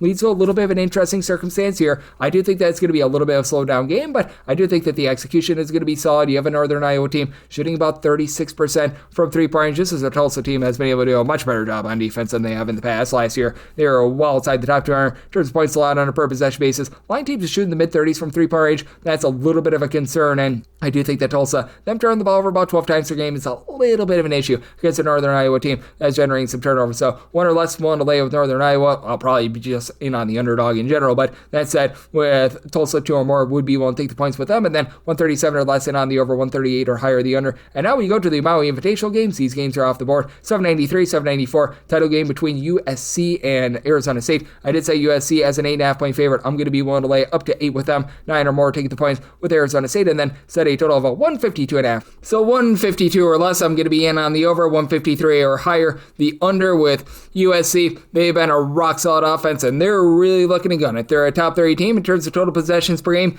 Arizona State, meanwhile, they're not necessarily looking to push tempo. They're not going to be like any sort of a snail or anything like that, but going into the day on Tuesday, they were clocking in right around about 131st in the country in terms of total possessions per game. And for Arizona State, they've got Mo Odom doing a really good job of being able to dole it out. He, last season, when he was over at, I believe it was Pepperdine, because he spent time at Pacific and Pepperdine, he was giving that team 7 assists per game. He's right now doing the exact same for this Arizona State team. He's been the head of the snake for them, and I do think that this is going to be an Arizona State squad that has a little bit of tough time down low, but Alan David McCabe, who comes over from Oakland, is able to give you 3.5 boards per contest. Santiago Triot, he's been a really nice treat for this team, coming over from San Diego, where he wasn't necessarily amazing by any stretch of the imagination, but he, along with Masamba Diop, the true freshman, they've been able to give you about 12 or so rebounds per game. Now, I do think that this bunch in USC is going to be able to win that battle down low. You've got Gabe Dines doing a really good job in terms of giving you multiple blocks per game. And for USC, they entered in the day on Tuesday,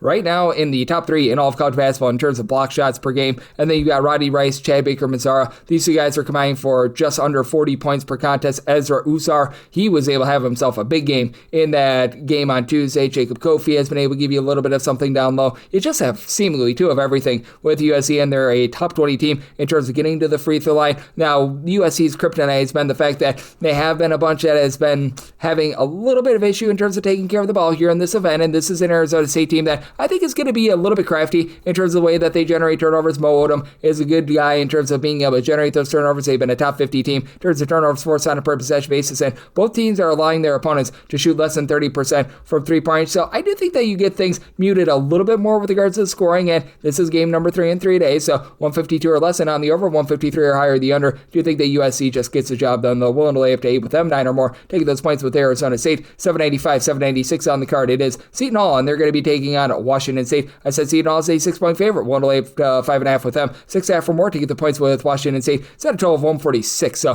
145.5 or less, in on the over, 146.5 or higher, the under. You've got an old classic tempo Warriors. You've got a Seton Hall team that's right now well outside the top 340 in terms of total possessions per game, and for Washington State, this is a team that's looking to gun it. This is a team that we saw that game against Chaminade and how up tempo that was. Now, against D1 opponents, they're actually outside the top 200 in terms of total possessions per game, but you know that is going to be a tempo that is going to be very much cranked up, and with this Washington State team, the defense has been leaving quite a bit of something to be desired, as in terms of points allowed on a per possession basis, they're well outside the top 175 with that regard, but Ace Glass all of a sudden has been able to give you 14 plus points per contest for Washington State. They've done a great job of not allowing a lot of second and third chances as well. They're a top 20 team in terms of defensive rebound percentage. Emmanuel Ugbo, who comes over from Boise State, has been solid with that, 11.5 points, 5.5 rebounds per game. Andy Okafor, he's been able to give you about 5.5 boards as well. He began his career over at Cal, so you've got some relatively solid size. You don't necessarily have the same three-point shooting with this Washington State team that you did a season ago, but Emil Yalu, who's been a really nice find for the team, he's been able to shoot 45% from 3, 10 points per contest, but on the flip side for Seton Hall, it just feels like Sheen Allway is doing more with less. He doesn't necessarily have the greatest three-point shooting team. Came into the day yesterday shooting about 33% from the outside, but these guys are doing a great job generating turnovers, and a big reason why is you bring in Adam Clark from Merrimack. He's been able to give the team 9.5 points, 4 assists. He's been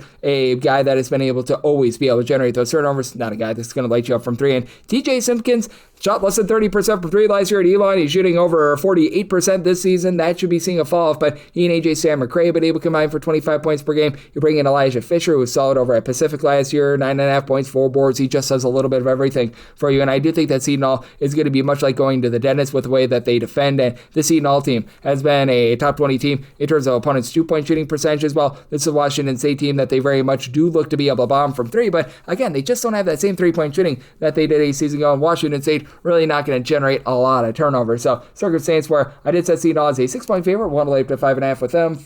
6.5 or more taking the points with Washington State. 145.5 or less in on the over. 146.5 or higher the under. 797, 798 on the card. It is NC State. They're going to be taking on Texas, and Texas, in my opinion, is back to being an underdog. I said NC State as the favorite of 3 points, so going to be willing to lay up to 2.5 with them. 3 or more take the points with Texas, and then I did set a total of a 153, so 152.5 or less in on the over. 153.5 or higher the under for this NC State squad under Will Wade. I don't know if they're going to be looking to play as up tempo as they have currently in the top top 125 in terms of total possessions per game. Last year's McNeese was outside the top 280, but Kadir Copeland has been a nice do-it-all guy, right around about 12 points, 5 assists per contest, and then you got Darion Williams, who just is rock solid in terms of being able to give production, 21 points, 6 boards, 3.5 assists per game. Terrence Arsenault has done nothing for the team, by the way. Jerry Dang, he's been a little bit more of an ancillary role guy, but as of right now, you've got 6 different guys that are giving this team at least 9 points per game, and for Texas, this backcourt just has not really gotten going the way that you thought that they were going to. In terms of taking a look at things going into yesterday, Jordan Pope and Draymond Mark combined 19 points between the two of them, both shooting below 30% from 3. You have to feel like these guys are going to get going. Simeon Wilcher has shot over 40% from 3. He comes over from St. John's. He's been solid, and Dalen Swain has actually been your top scorer for this team. Comes on over with Sean Miller from Xavier, 16.5 points, 6.5 boards, and this has been a Texas team that has been very good on the glass. Right now, they're a top 50 team in terms of their rebound percentage.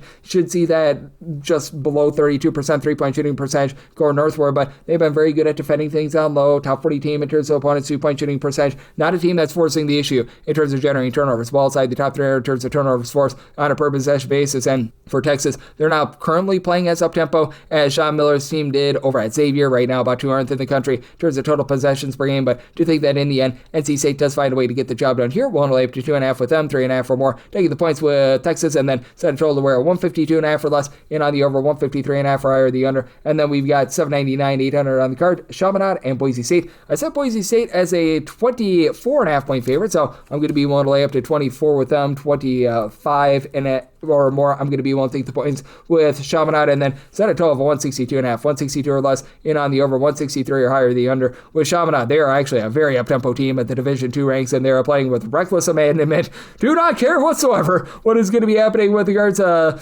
what happens in terms of the point differential. They're just out there having some fun. You've got a lot of guys that they actually played some non-Division I basketball over at Vicetti's, and this is a prove-it ground for Boise State. They've already lost once to a Division II team, and that's not going to count against their net ranking. So that's very interesting for the Silver Swords. They got blown away by Texas yesterday, but you do have a guy, Chris King, who's got some relatively good production. You saw Nathan Medina have like 21 points in the first 26 minutes in their game against Texas yesterday. And then Bryce Shackelford, he's a guy that he would have the ability to be able to play at the Division I level. They just don't have a lot of size. Chaminade does, and Boise State, they should be able to absolutely just maul on the glass. You would say that in their game against Hawaii Pacific as well, though. And for this Boise State squad, last year they were number 1 in the country in terms of defensive rebound percentage. They're looking rock solid once again with Andrew Meadow, give you 13 points, 5+ boards, and he's been able to shoot in the high 30s from 3-point range. Does feel like they've just had a little bit of a tough time just being able to have Dylan Andrews acclimate to the system. 2 seasons ago over at UCLA, he was giving that team double figures, and it just feels like he's been a little bit of a fish out of water, but still, this is a Boise State team that even with someone like a Pierce Carmichael doing a solid job down low, that they should be able to just absolutely dominate in terms of hitting the glass. And the big reason why Chaminade was able to give Washington State a good fight a few nights ago was because they did a nice job in terms of generating turnovers, and I do think that for Boise State, they're going to do a little bit of a better job of, just for lack of a better term, not falling into that trap. For Boise State, they have been turning the ball over about 12 times per game, but they've been cleaning things up game by game, and Javon Buchanan, 12.5 points, 5 boards, he's got some good versatility. I think that Boise State gets the job done here, and this is a 7th place game, so the floor is going to be very, very open. I think that there's going to be a lot of scoring, so 162 or less, and on the over, 163 or higher, the under. Boise State typically doesn't play that fast, but I think that they play faster here, and 24 or less, I'm going to be willing to lay it with Boise State. 25 or more, going to be willing to take the points with Chaminade. Now, I do have to sort of give dueling handicaps here, just because I have to have this up by midnight Pacific, 3 o'clock a.m. Eastern, and we just don't know who's going to be playing in the AccuSure finals, because you've got the Grand Canyon versus Boise State game going on, so I'll just give you both. Ole Miss will be taking on the loser of the Grand Canyon versus Utah game. As I'm doing this, it's in the first half, so there's no way of telling. The Grand Canyon was the favorite going into that game, but that said, for Ole Miss, they're going to be the favorite whether they face off against Grand Canyon or Utah. If it is Grand Canyon, I'd probably be setting them as closer to like a 7-point favorite, and against Utah, probably closer to like an 8-point favorite. Again, this is subject to a little bit of change. I'm having to do this on the fly a little bit, but I mean, if they do face off against either Utah Utah or Grand Canyon, that total's going to be relatively the same. I'd probably be looking at something like a 153 to a 154 to the over, and anything above that to the under, and that's really for both of these teams, as Grand Canyon has just not been playing a lot of defense. Right now, they're outside the top 140 in terms of points allowed on a per possession basis. This is a Utah team that has been very much relying upon Terrence Hot Rod Brown to be able to get things going. He's been able to supply this team with 25 points per contest. I absolutely love what he's been able to bring to the table, but it's been a case where with the Utah ancillary pieces, it's been a little bit more hit or miss. You don't know what you're going to be able to get out of some of those guys that have come over from other schools, like Don McHenry has had a tough time getting it going from Western Kentucky. Keno Doss has been very good down low. He's been able to give the team 12 points, 11 rebounds per contest. It feels like James Okonkwo coming on over after he was over at Akron a season ago. He's been able to give the team only about 1.5 points, but 6 rebounds per game. He should be able to give them a little bit more rough and double down low. And for this Ole Miss team, you know that you're going to have all sorts of versatility. Pretty much everyone out there on the floor is able to bomb it from three. AJ Storr has been a little bit of a hot and cold guy no matter where he's went, as this is like school number 7 in 7 years for him, and I'm not even kidding when I say that. But that said, he's been able to give the team 13 plus points per contest. Really, one of your main headline guys has been Malik Dia, the 6'9" combo player that's able to shoot relatively well from three. He was held down yesterday to only 2 points, but you've got a lot of depth with this team, as someone like Travis Perry has been able to give you some good production. He was relatively held down yesterday, as well as Gifa. He comes over from the Big South. He's been able to give you 12 plus points per game, and he's able to give you a bit of facilitation. But actually, the top scorer has been Elias Carmadine, who's come over from France at 6'4". He's been able to give out about 4.5, 5 assists per game, so relatively good versatility there. Again, regardless of who they face off with, it's probably going to be a case where that total is going to be right around about 153, 154, or less to the over. Anything above that, I'd be taking a look at the under. And if they're going to be facing off against Grand Canyon, I'd be setting Ole Miss probably more around about a 7.5 to an 8-point favorite. Against Utah, closer to maybe like a 9 or so point favorite, but that's a little bit subject to change. And then I was going to be facing off against the winner of that Grand Canyon versus Utah game. And with regards to Iowa, I'd probably be setting them as about a 9 or a 10-point favorite against either of those teams. I think that they both match up relatively similarly. Again, this is subject to a little bit of change. Against Utah, maybe even closer to an 11-point favorite, because I do think that Grand Canyon just has, for lack of a better term, a little bit more dimension to them, because with this Utah team, I mean, you do have to love the fact that Terrence Brown has been able to give you 25 points per game, but they just haven't had a lot around them being able to develop. I do think that Okonkwo coming back is going to help them out. And then with Grand Canyon, you've got Nana Wusu-Nane, who's got really good versatility, 12 points, 11 boards, 3.5 assists per contest. Love what he's able to bring to the table. And I do feel like they're going to get Dusty Stromer going a little bit more. He's been pretty pedestrian, only giving the team right around about 7.5 points per game going into the game against Utah yesterday. You've got Mekhi Williams in the backcourt, give you 13 points per game. But that said, they just need to find that main facilitator in the backcourt, because Nana Wusu-Nane has been that main man. And for Iowa, they're outside the top 3 in terms of total possessions per game, but they're just so efficient with regards to their offense. K. Manny Wu has been a nice rock solid rebounder going back to his time at Wyoming. He was great at Drake last season. Comes on over with Ben McCollum. You've been able to have Tavion Banks just know his role as Bennett Sturts. He's been that main guy for the team. He's been able to give you 20 points. He's throwing in there about 3 boards, 6 assists per game. He just does a little bit of everything and shooting darn near 50% from 3-point range. It's not necessarily been the deepest rotation with Iowa. Only 2 guys came off the bench for Ole Miss against the Ole Miss Rebels and gave the team more than 5 minutes, but Cooper Koch has also been able to do a nice job giving the team right around about 8 or so points per contest as a 6'8" freshman. He's been able to really give the team a little bit of versatility, and it's an Iowa team that is right now a top 25 team in terms of turnovers forced on a per possession basis, and both of these teams have been a little bit sloppier with the ball. And if they are going to be facing off against Grand Canyon, I'd probably be setting a total more in like the high 140 range. Against Utah, I'd probably be setting it more around about a 147 or so. Again, subject to a little bit of change. Right now I have to spitball a little bit because this is very, very strange and harebrained to be doing something like this, but that said, I probably would be setting them as more like an 11-point favorite against Utah. Against Grand Canyon, maybe closer to a 10, and probably would be setting like a high 140s total, regardless of if it is Grand Canyon or Utah. And now we get the extra games. 306-581, 306-582. It is UMass Lowell, and they're going to be on the road against Stone Hill, and Stone Hill does find themselves as a favorite of 3.5 points. So on this game, between 149.5 to a 115.5, and with Stone Hill, I did set them as a favorite of 9 points. I'm going to be willing to lay the number. This is a UMass Lowell team that is outside the top 300 in terms of both points scored and points allowed on a per possession basis. They lost darn near everything from a season ago, and with this Massachusetts Lowell team, they're just getting absolutely dump trucked on the glass right now, and that's a big reason why I'm looking to fade them. You've got J.J. Massaquoi along with Austin Green, who've been able to combine for about 29 points per game, and Green has been able to give you 7 rebounds per game as a transfer that comes in from Texas State, but really not a lot of direction with his team. Xavier Spencer has been able to give you 3.5 assists per game after he spent some time at the non-D1 ranks, but it's also a squad that just has not been able to do a very good job in terms of taking care of the ball with about 16 turnovers per game. Now for Stone Will Batchelor, the transfer that comes in from Holy Cross, he's been dealing with a little bit of an injury, so that's a big reason why this team is outside the top 330 in terms of points scored on a per possession basis, but still have some nice pieces from 8 seasons ago. Chaz Stinson along with Herman Kofi. These two guys have been rock solid, with Stinson about 8 points, 5 boards as a 6'4" do-it-all guy, and then Kofi, he's been able to give you 16 points per contest, and he's been shooting over 40% from 3-point. Just has been a Stone Hill team that has been a top 175 team in terms of defensive rebound percentage as well. They should see a little bit of a rise in the fact that they're shooting 65% of the free throw line, but Raymond Espino Guzman, who comes over from Sacred Heart, has been able to give the team 9 points, 8 boards, should be able to win that battle down low, and even though this is a team that's dealing with some injuries in the backcourt, I do think that they find a way to persevere and get the job done here, so I did set my line here at a 9. I'm going to be willing to lay with Stone Hill. Set a total of 149. I just don't think that UMass Lowell has enough clean possessions to be able to help you out with this total, so in on the under to go along Stone Hill. 306-583, 306-584. Brown is on the road against New Hampshire. What can Brown do for you? Well,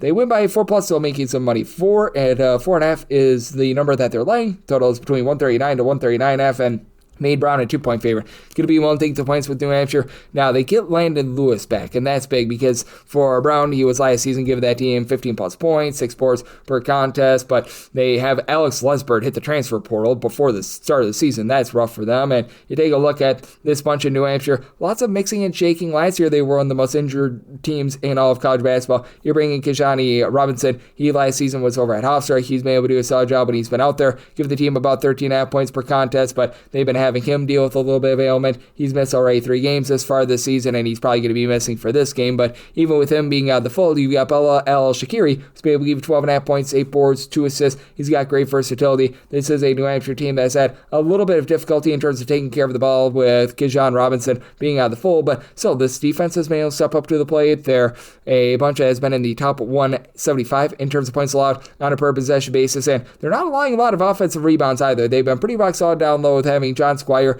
come in, give the team 6.5 rebounds per game. He was rock solid over at Pepperdine a few seasons ago, and I do think that with the way that this team is going to be able to hit the boards against a Brown team that they themselves are very much formed down low, because they do lose their top scorer in Keno Lilly from the backcourt, so they've been looking to Adrian Ocheduno, who's been able to give you 10 points per contest. You've gotten a little bit of something out of Barry Laughlin, who's been able to give you 7 points per game, but Brown shooting just 32% from 3. They've been turning the ball for 14 times per game. I think that you get a bit of a sloppier game here with the Brown team that's well outside the top 200 in terms of possessions per 40 minutes, so set a line of 2. Willing to take those points with New Hampshire, like the under, set my total at a 138. 306-585, 306-586. Texas Tech is playing goes to New Orleans. New Orleans is a underdog of 25.5 to 26 points. 154.5 to 155 is the total. And I set Texas Tech as a 24.5 point favorite. I'm going to be willing to take the points with New Orleans. How about this New Orleans team going out there night number 1? They take down TCU. We saw what they were able to do a few nights ago as well. And this is a team that now has Master P in the system. You've got yourself some NIL money apparently to bring in a new backcourt in Colton Benson,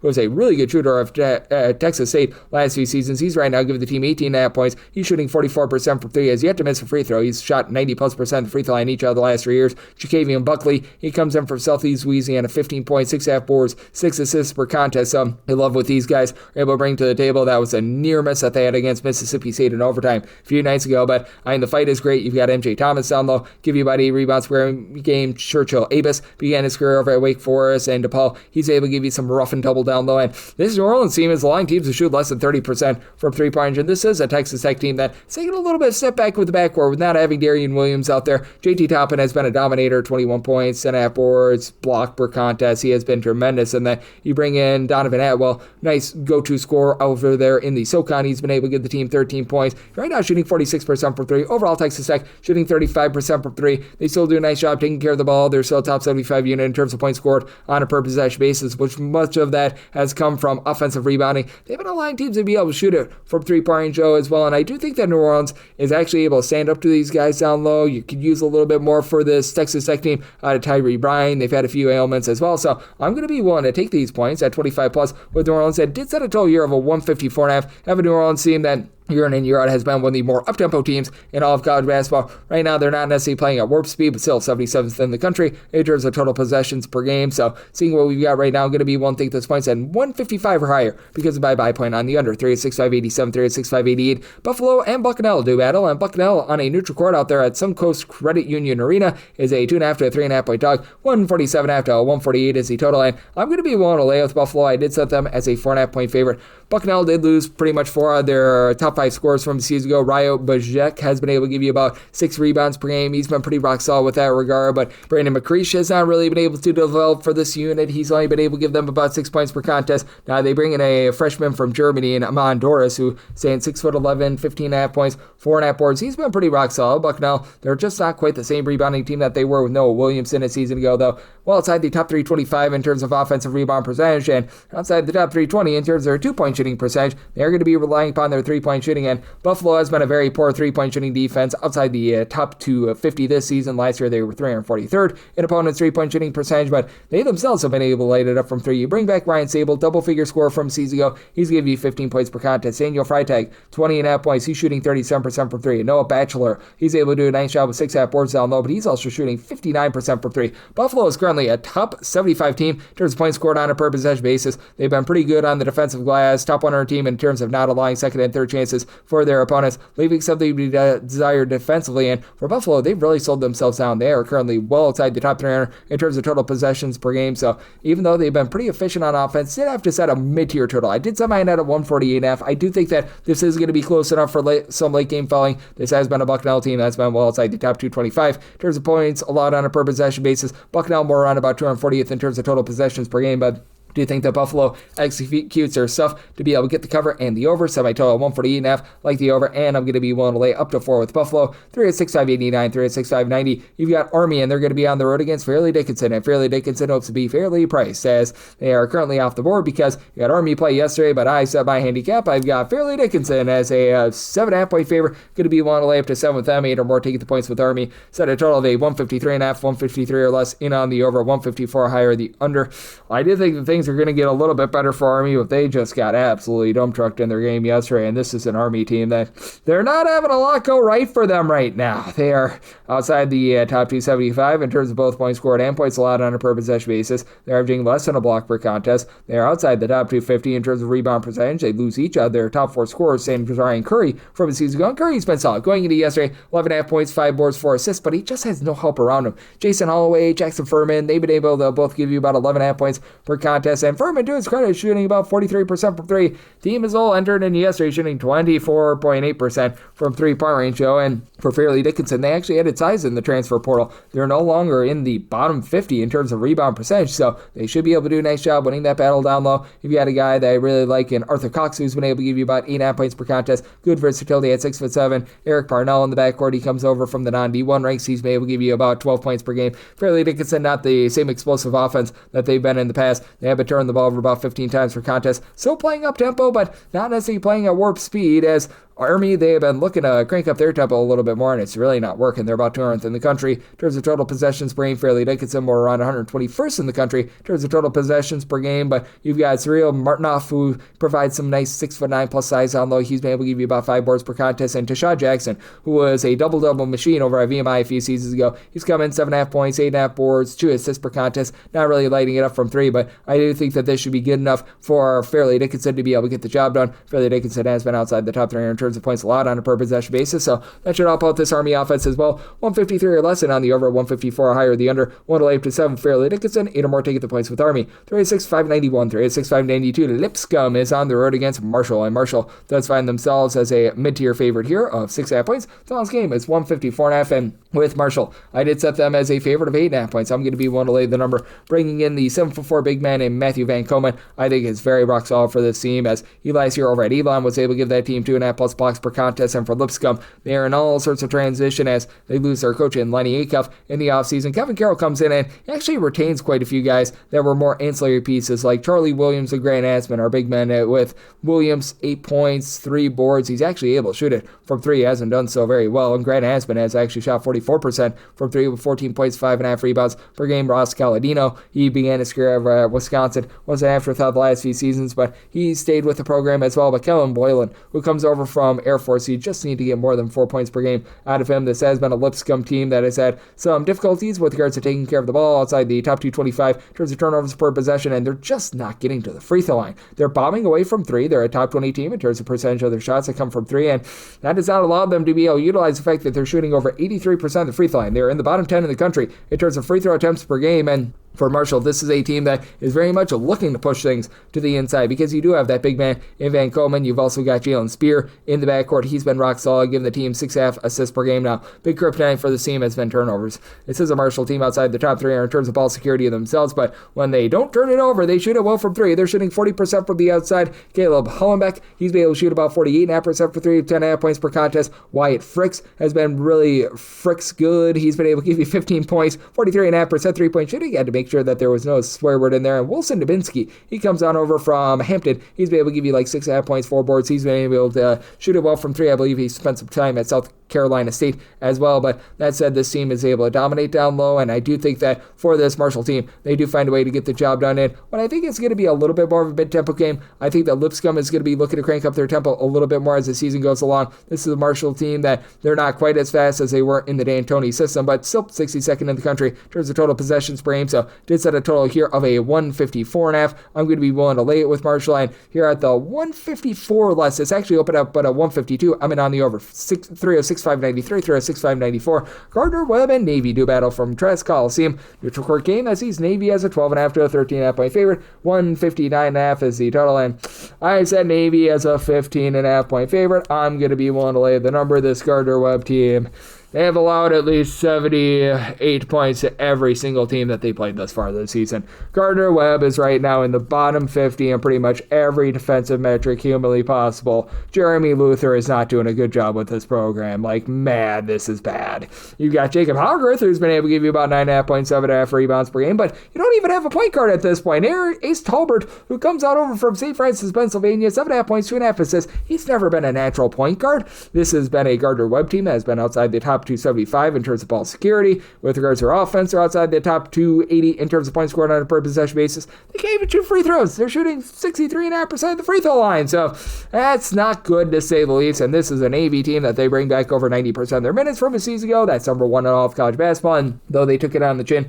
against Yale, they actually held in there against North Carolina. And right now you've got just a nice duo down low in Aiden Keoye, who's able to give you 12.5 points, 7.5 rebounds per game. And Don Draper, no relation to Madman, he's been able to give you 10 points, 7 boards. I like what these guys are providing as Jinwoo Kim has become that go-to scorer. He and Asim Benjini both give you 14 plus points per contest. Benjini, 4.5 assists per game. It is a unit that isn't generating turnovers the way that they have in the past, but for this squad, they have been very much looking to pile drive the ball down low. They're actually in the bottom 50 in terms of percentage of their shots that come from three, but with Benjini shooting 60% from three, Kim shooting 37% from the outside, Navy should just absolutely be able to dominate a Gardner Webb team that's right now looking like one of the lesser teams in all of college basketball. I set my line at 15.5. I'm going to be willing to lay with Navy. Don't know if Gardner Webb does their part with the total. Set my total 153.5, as this is a Navy squad that I don't think that they're going to be super slow, but I also don't think that they're going to be pushing a ton of tempo. 252nd in the country in terms of total possessions per game. I'm in on the under to go along with Navy laying the number. 306.595, 306.596. Manhattan is going to be playing us all Wagner, and Wagner does find themselves as a underdog here of 4 points, and tonight's game it is 147.5. I did set Manhattan as a favorite of 6.5 points. I'm going to be willing to lay the number. They are still without Will Cinder, and for Manhattan, they're actually outside the top 350 in terms of points allowed on a per possession basis. I do think that that should go northward against a Wagner team that is back outside the top 270 in terms of points scored on a per possession basis after being 360th in terms of total possessions per game last season. Wagner up inside the top 250, so they've sped themselves up a little bit. They're actually shooting 39% from three. I think that there should be some regression with that, but they bring in Eduardo Placer. That was the brother of Jose Placer, who was very rock solid over at North Florida a few seasons ago. He's been able to get the team 11.5 points, shooting 46% from three-point range. Benio Basil has actually shot 50% from three with 8 points per contest. It's a Wagner team that the whole is greater than the sum of its parts with regards to rebounding, as right now the lone guy gave you 5 plus boards is Basil, but that said, you pretty much have 6 different guys that give you at least 3.2 rebounds per game, including Xavier Fitch, who's been in the program for a few seasons, but they have fallen outside the top 3 with regards to their defensive rebound percentage, and for Manhattan, despite the fact that you don't necessarily have Sidner giving you those rebounds that you were expecting. You've been able to have Markeo Lubitsch be able to give you about 5 boards per contest. You've had Frazier Roxborough be night at the Roxborough, 11.5 boards. Last year shot over 47% from 3 before getting hurt. He's now shooting in the mid-30s from 3, but it's a Manhattan team as a whole. They're shooting about 38.5% from 3. Terrence Jones, who comes on over from Norfolk State, he's been able to give you 11.5 points per game. Jaden Watson, along with Devin Dinkins, these guys have been in the system. Winston has been able to give you 13 points, 2 assists, and then Dinkins, he's right now supplying the team with 13 points per contest. I think that backcourt play is going to be enough to be able to get the job done. Manhattan has been a little bit more mid-tempo thus far this season, but do you think that the defense improves here? I did set my total at 138.5. Think that Wagner gets back more to their slow and controlled roots, so in on the under, and I'm willing to lay up to 6 here with Manhattan. 3-6-5-97, 3-6-5-98. Florida Gulf Coast is going to be playing us to Kennesaw State. We give our to Lane Kiffin. Go Owls, as right now this game it's off the board because these two teams played yesterday, but I've got my handicap. I did set Kennesaw State as a 2-point underdog. I'm going to be willing to lay up to 1.5 with Florida Gulf Coast, 2.5 or more. Take the points with Kennesaw State. Set total of 156, 155.5 or less, and on the over 156.5 or higher. The under with Kennesaw State.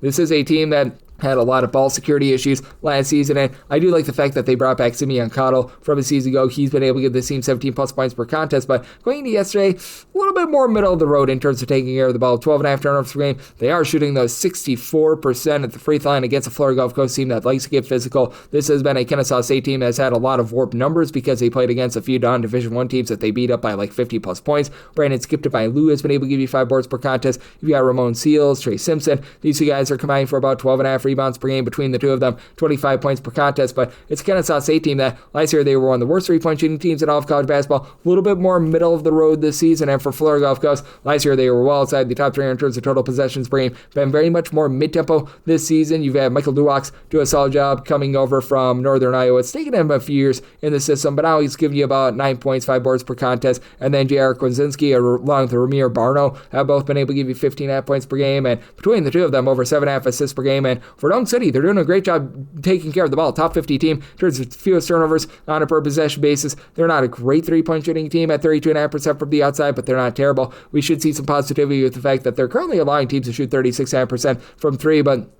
even though they do lose some of those big men like Andre Weir and company down low, they're still a top 20 team in terms of offensive rebound percentage. They're not allowing opponents to get those second and third chances as well. So I do think the Florida Gulf Coast on their own floor should be a little bit of a favorite. One to lay up to 1.5 with them, 2.5 more. Take the points with Kennesaw, and then 155.5 or less. And on the over 156.5 or higher, the under with the Kennesaw team that's back in the top 20 in terms of total possessions per game. 306.599, 306.600. UNC Wilmington plays host to Southeast Louisiana. Sela finds themselves as a 12.5 point underdog total on this game, between 140.5 to 141. And did say UNC Wilmington as a 13.5 point favorite. I'm going to be willing to lay up to 13 with them. For Southeast Louisiana, it has been just a little bit of a fall off on defense with losing Brody Woodbury in the offseason. He was a nice 6'11" big man that spent a lot of time in the system. And for Southeast Louisiana, you also lose Shaquavion Buckley. He was that main facilitator for the team. Now, I like the fact that you bring in Jalen Forrest, double-figure scorer over at both Presbyterian, along with Chicago State. He's been able to average 10 points per game. Jeremy Alizi is one of the main holdovers. He's been able to give you about 10.5 points per contest. It's a Southeast Louisiana team that should see some positivity with the fact that they're shooting 24.2% from 3-point range, and they've still been relatively solid on the glass. Top 75 team in terms of defensive rebound percentage. They're allowing teams to only shoot 30% from 3. Under David Kiefer, they've turned over a new leaf with regards to playing some good, solid defense, but it's still a Wilmington team that last year was in the top 50 in terms of rebound percentage and in terms of points scored on a per possession basis, and they bring back Nolan Hodge from that team. He's been becoming the main headliner with 16 points, 5.5 rebounds per game. Patrick Wetzler, a 7-footer that comes over from Virginia Tech, has done a nice job being able to mash down low, 12 points, 8.5 rebounds per game. And then Madison Durr, who he spent some time over at the Citadel, was over at Monmouth, 12 points per contest. It's a Wilmington team that overall shooting 38.5% from 3, just brought in a lot of guys from within the conference, like a Christian May, who began his career over at Towson. He's been able to give you 11.5 points per game. This team does a great job on the glass. Not going to generate a lot of turnovers or anything like that, but they've been a top 80 unit in terms of opponents' 2-point shooting percentage. Right now, they're grabbing 15.5 offensive rebounds per game, and I do think that they dominate the boards against the Southeast Louisiana team that unfortunately is in a little bit of transition with the guys that they lost in the offseason. And I do think that this is going to be a little bit more of a slow and control game for Southeast Louisiana. We have seen them bump down their tempo quite a bit to about 260th in the country in terms of total possessions per game. It's a Wilmington team that I don't think is going to be content to run it either. For Wilmington, last year they were well outside the top 175 in terms of total possessions per game. Right now, they're clocking in about about 265th. So set a total of a 139.5. Going to be willing to lay with Wilmington, and at a 140 plus, I'm going to be in on the under as well. 306, 601, 386, 602. The Citadel is going to be playing against Houston Christian. This game is off the board as these teams played yesterday, but I've got my handicap. I said Houston Christian as a 7.5 point favorite. I'm going to be willing to lay up to 7 with them, 8 or more taking the points with the Citadel, and then set a total of a 139.5. 139 or less, I'm going to be in on the over. 140 or higher, the under for the Citadel team, man. It's rough for them. They're outside the top 275 in darn near every single aspect of basketball, aside from taking care of the ball. Citadel's actually been able to do a great job in terms of not turning the ball over. They're only turning the ball over about 10 times per game, so we'll give a little bit of a shout out there. But man, this is just not a great team, to say the least. You bring back Keenan Davis from his season ago, who's able to give the team 9 points per game. You've only got one guy on the roster that gives you over 4.3 rebounds per game. It's Ole Miss at 6'6", 9.5 points, 6 rebounds per game. But he's been dealing with quite a few ailments to begin the season as well. I know that he's already missed a game or two. He's been out of the fold for this entire event. You have to think that he's going to be once again. And for Houston Christian, not great what we saw against Bellarmine yesterday. A Bellarmine defense that is well outside the top 3 in terms of points allowed on a per possession basis, as they do lose so many of those guys like Bryson Dawkins and company from a season ago. They did retain DeAndre Samuels, who's been going into yesterday giving you 9 points, shooting in the mid-30s from 3, and we should see some positivity with this 3-point shooting. They entered into yesterday shooting quite literally 25.3% from 3-point range. Now you get to go up against a Citadel team that's just absolutely giving it up from beyond the arc, so that's going to be able to help them out quite a bit. And I mean, for the Citadel, you've been able to get some really good production out of Christian Gonzalez, who's been able to give you a little bit of production as well. But that's it for this Houston Christian team. I do think that they're going to be able to take a little bit of better care of the ball. They only had 8 turnovers yesterday, and Kylan Green did go 5 of 7 from 3 yesterday. He's a guy that right now is supplying for this team over 12 points. He's been giving out nearly 6 assists per game, so he's been a little bit of a do-it-all guy. You also bring in DeMarco Bethea. He began his career over at East Texas A&M. He's been a guy that at 6 of 7 has been able to give you 4 boards per contest, and especially with Ole Miss right now dealing with an injury, Houston Christian should be able to win out down low. And you got a pair of teams that are really not going to be looking to push a live tempo. Houston Christian, they really have slowed themselves down ever since Craig Doty has taken over, about 256th in the country in terms of total possessions per game. You got a Citadel team that they have over the last few seasons went outside the top 250 in terms of total possessions per game as well. So 139 or less in on the over, 140 or higher the under. 1 to 7 with Houston Christian, 8 or more taking those points with the Citadel. 306, 603, 306, 604. New Mexico is going to be playing us to Alabama State. Alabama State finds themselves as a pretty sizable underdog, as you're going to be catching with them anywhere between 18.5 to 17 points. The last game, it is 145.5. This time I told you you're at a 145. At 145.5, that is my buy point on the under. You got a New Mexico team that is now outside the top 175 in terms of total possessions per game, but top 75 unit in terms of points allowed on a per possession basis. And they bring in Eric Olin from UC San Diego, and he's really been able to breathe some life into this team, generating turnovers. They've been a top 75 unit in terms of turnovers forced on a per possession basis. There weren't a lot of guys that followed from UC San Diego, but Chris Howell was one of them. Not a guy that's going to be super flashy or anything like that, but 6 points, 4 assists, 2 steals, just does a little bit of this and that. Dayton Albury, he was a nice 16 point per game scorer over at Queens NC a few seasons ago. He's been able to give this team 11 points, 4 boards. Right now for New Mexico, they're only shooting 30% from 3-point range, and the big key for them is being able to win the battle down low, as this is a New Mexico team that has been outside the top 125 in terms of rebound percentage, but they should be able to take it to an Alabama State team that doesn't necessarily have ideal size. They've been missing a few guys due to injury. Just Stephen Walker, one of your main holdovers from the season ago, is out. You don't have a single guy other than Mario Andrews, who's only giving you 2.5 points, but it's giving the team 5.6 rebounds per game. He is the lone guy on the roster, giving you over 5 rebounds per game. And for this Alabama State team, last year they were a top 10 team in terms of taking care of the ball with TJ Madlock, the son of Tony Madlock, doing a good job running the offense. They have to move on from him, so you've got Ajon Anderson along with Micah Simpson, who've been solid. They've been able to both give you 17 plus points per contest. Simpson is shooting 38% from 3. It's not an amazing 3-point shooting team, but not an awful one at about 33.5% from the outside, and they've been able to be a top 150 team in terms of turnovers on a per possession basis as well. But I do think that this team is going to take a little bit of a pounding down low. You just don't have a lot of size with Jashawn Stevens being out of the fold, so set a line of 21. I'm going to be willing to lay it at the pit with New Mexico, and I'm in on the underside by total 145. We wrap things up with 306, 605, 306, 606. You've got Louisville, and they're going to be playing against NJIT. NJIT, a 42.5 to a 43.5 point underdog. The last game, it is 155.5 to 156.5, and made a total of 155.5. I'm in on the under. This NJIT team currently outside the top 275 in terms of points scored on a per possession basis, but now they get Sebastian Robinson, their top returning scorer, back from a season ago. He missed 3 full games. He was out for like a part or 2 of others, but now he's been able to give you double figures in back-to-back games after he gave the team 12 points per contest a season ago. Not a great 3-point shooter, but like what I'm seeing out of David Bolden as well, who's been able to spy 13 points per game, a little bit over 2 assists per contest. NJIT needs to clean up the turnovers. They're well outside the top 3 in terms of ball security. They've been turning the ball over about 15 times per contest, but this is a squad that has also been a top 180 team in terms of points allowed on a per possession basis. Now, the task ahead of them is very, very difficult, as Louisville is a top 20 team in terms of both points scored and points allowed on a per possession basis.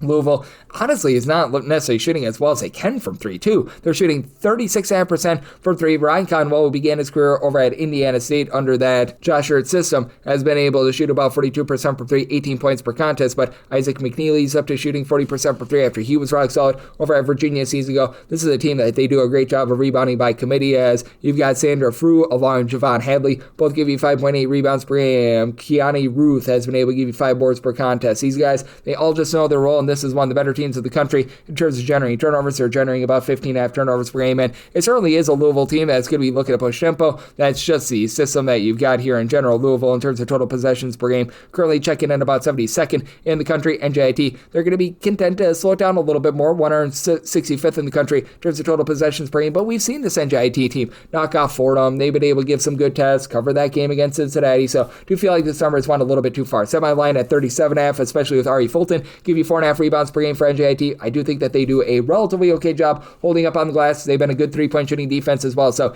in on the under at 156 plus, and we'll take those points with the NJIT, and that'll wrap things up for the Wednesday edition of Coast to Coast Hoops, now part of the VSiN Family Podcast. If you do like hearing from this fine podcast, Coast to Coast Hoops, you're able to subscribe wherever you get podcasts, Apple Podcasts, Google Play, Spotify, Stitcher, and TuneIn. If you have a question, comment, segment idea, whatever you for this podcast, you have one of 2 ways we offer those in. First one is my Twitter/X timeline at gunit_81. Keep in mind, largely name does not matter, so per usual, please do send these into the timeline. Other way is find an Apple Podcast review. If you rate this podcast 5 stars, it is very much appreciated. From there, you're able to fire in whatever you'd like to hear on this podcast via that 5-star review. Big thanks to Tanner Kern, who does great work over at DraftKings, for joining me in segment number 2. I'm with you guys every single day on this podcast, give you picks and analysis on every game every day, so I'll be back with you once again tomorrow. Thank you so much.